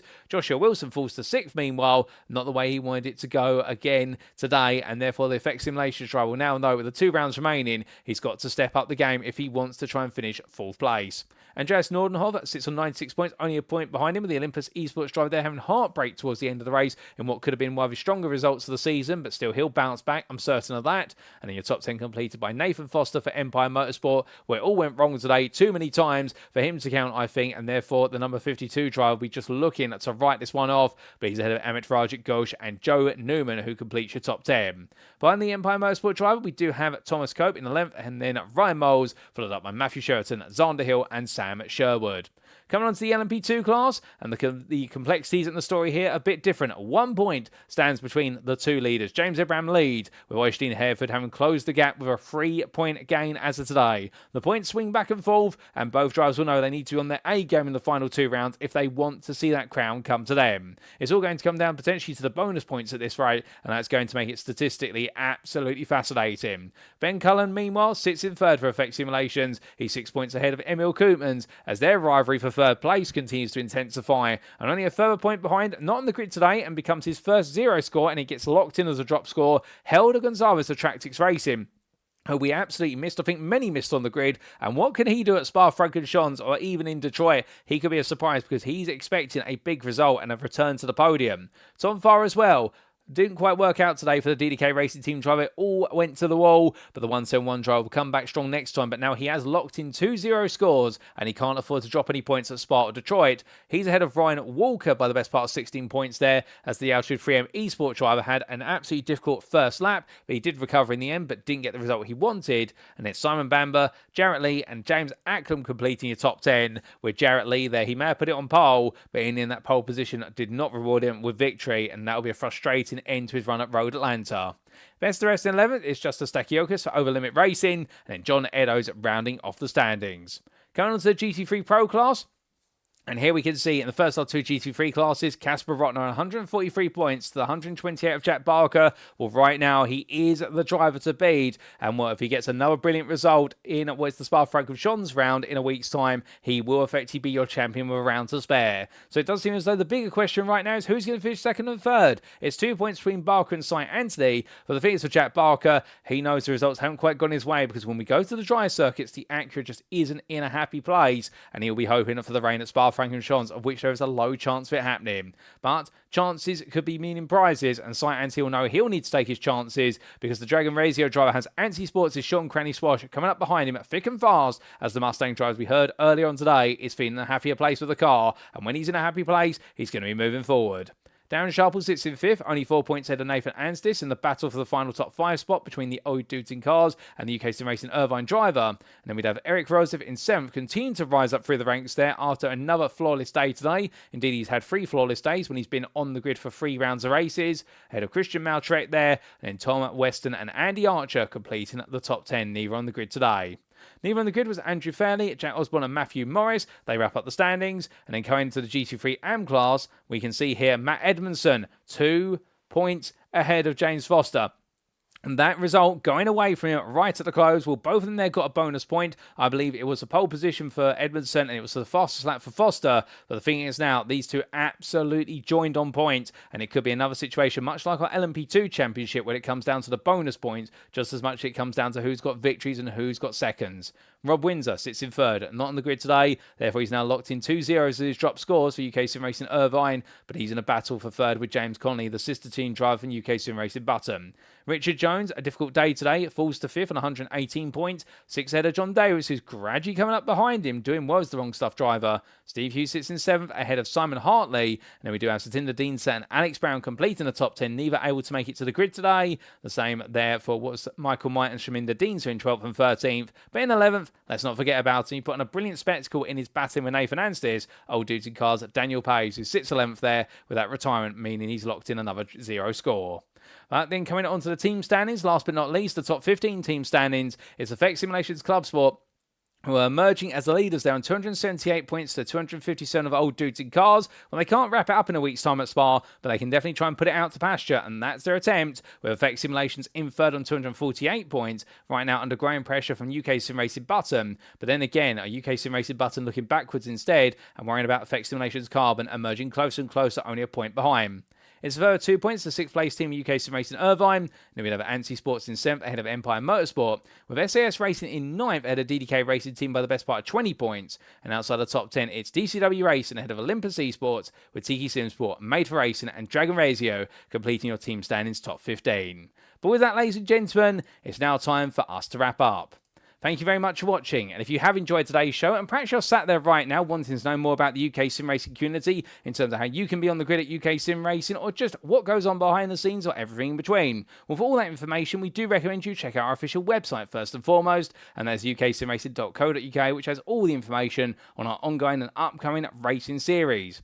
However, if you don't want to go to our website, and perhaps you don't want to use our website to join our official Discord, perhaps you're more of a social media person, we do recommend you follow us on Twitter at twitter.com/UK Sim Racing _, where you can stay up to date with all the latest news and announcements and all things UK Sim Racing there, including our trials and tribulations and official racing events. But with that, we'd also like to say a big thank you to our title sponsor for this season and our ongoing and continued sponsorship with the Virtual Racing School, their web address vrs.racing, and established in 2016.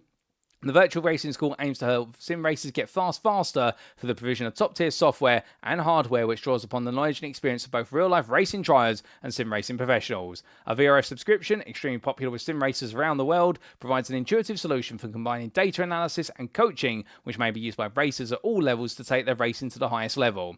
Meanwhile, the VRS Direct Force Pro line of wheelbases and pedals offers the cutting-edge in sim racing hardware as used by more professional sim racers and real-life racing drivers than any other brand in the world, including Formula 1 sensation Oscar Piastri. So if you want to get faster, be sure to head to vrs.racing today to find out more. That web address again, vrs.racing. But with rounds running out, ladies and gentlemen, 2 rounds remain. And in a week's time, on Sunday, the 25th of May, yes, we'll be live from circuit side once again after a few post-round broadcasts, and we will be at the Circuit de Spa-Francorchamps in Belgium for the penultimate round of the championship. And in the GTB class, it looks to all be going the way of Patrik Thomsen. In the GT Pro class, it seems to all be going the way of Kasper Bröckner. But in LMP2, it's too close to call between James Ibram and Øystein Herfjord. And in GT3 AM, it's too close to call between Matt Edmondson and James Foster. What will be the tussles and turns in their championships and up and down the field in Belgium. Well, to find out, you'll need to tune in a week's time on Sunday the 25th of May. But until then, we've been UK Sim Racing. I've been your host and commentator, Paul Walsh, also known as TX141 or Britain a Spit, depending on what media you follow me on. And until next time, ladies and gentlemen, remember to stay safe, stay well, stay smiling, and most importantly, remember to stay on track. Good night.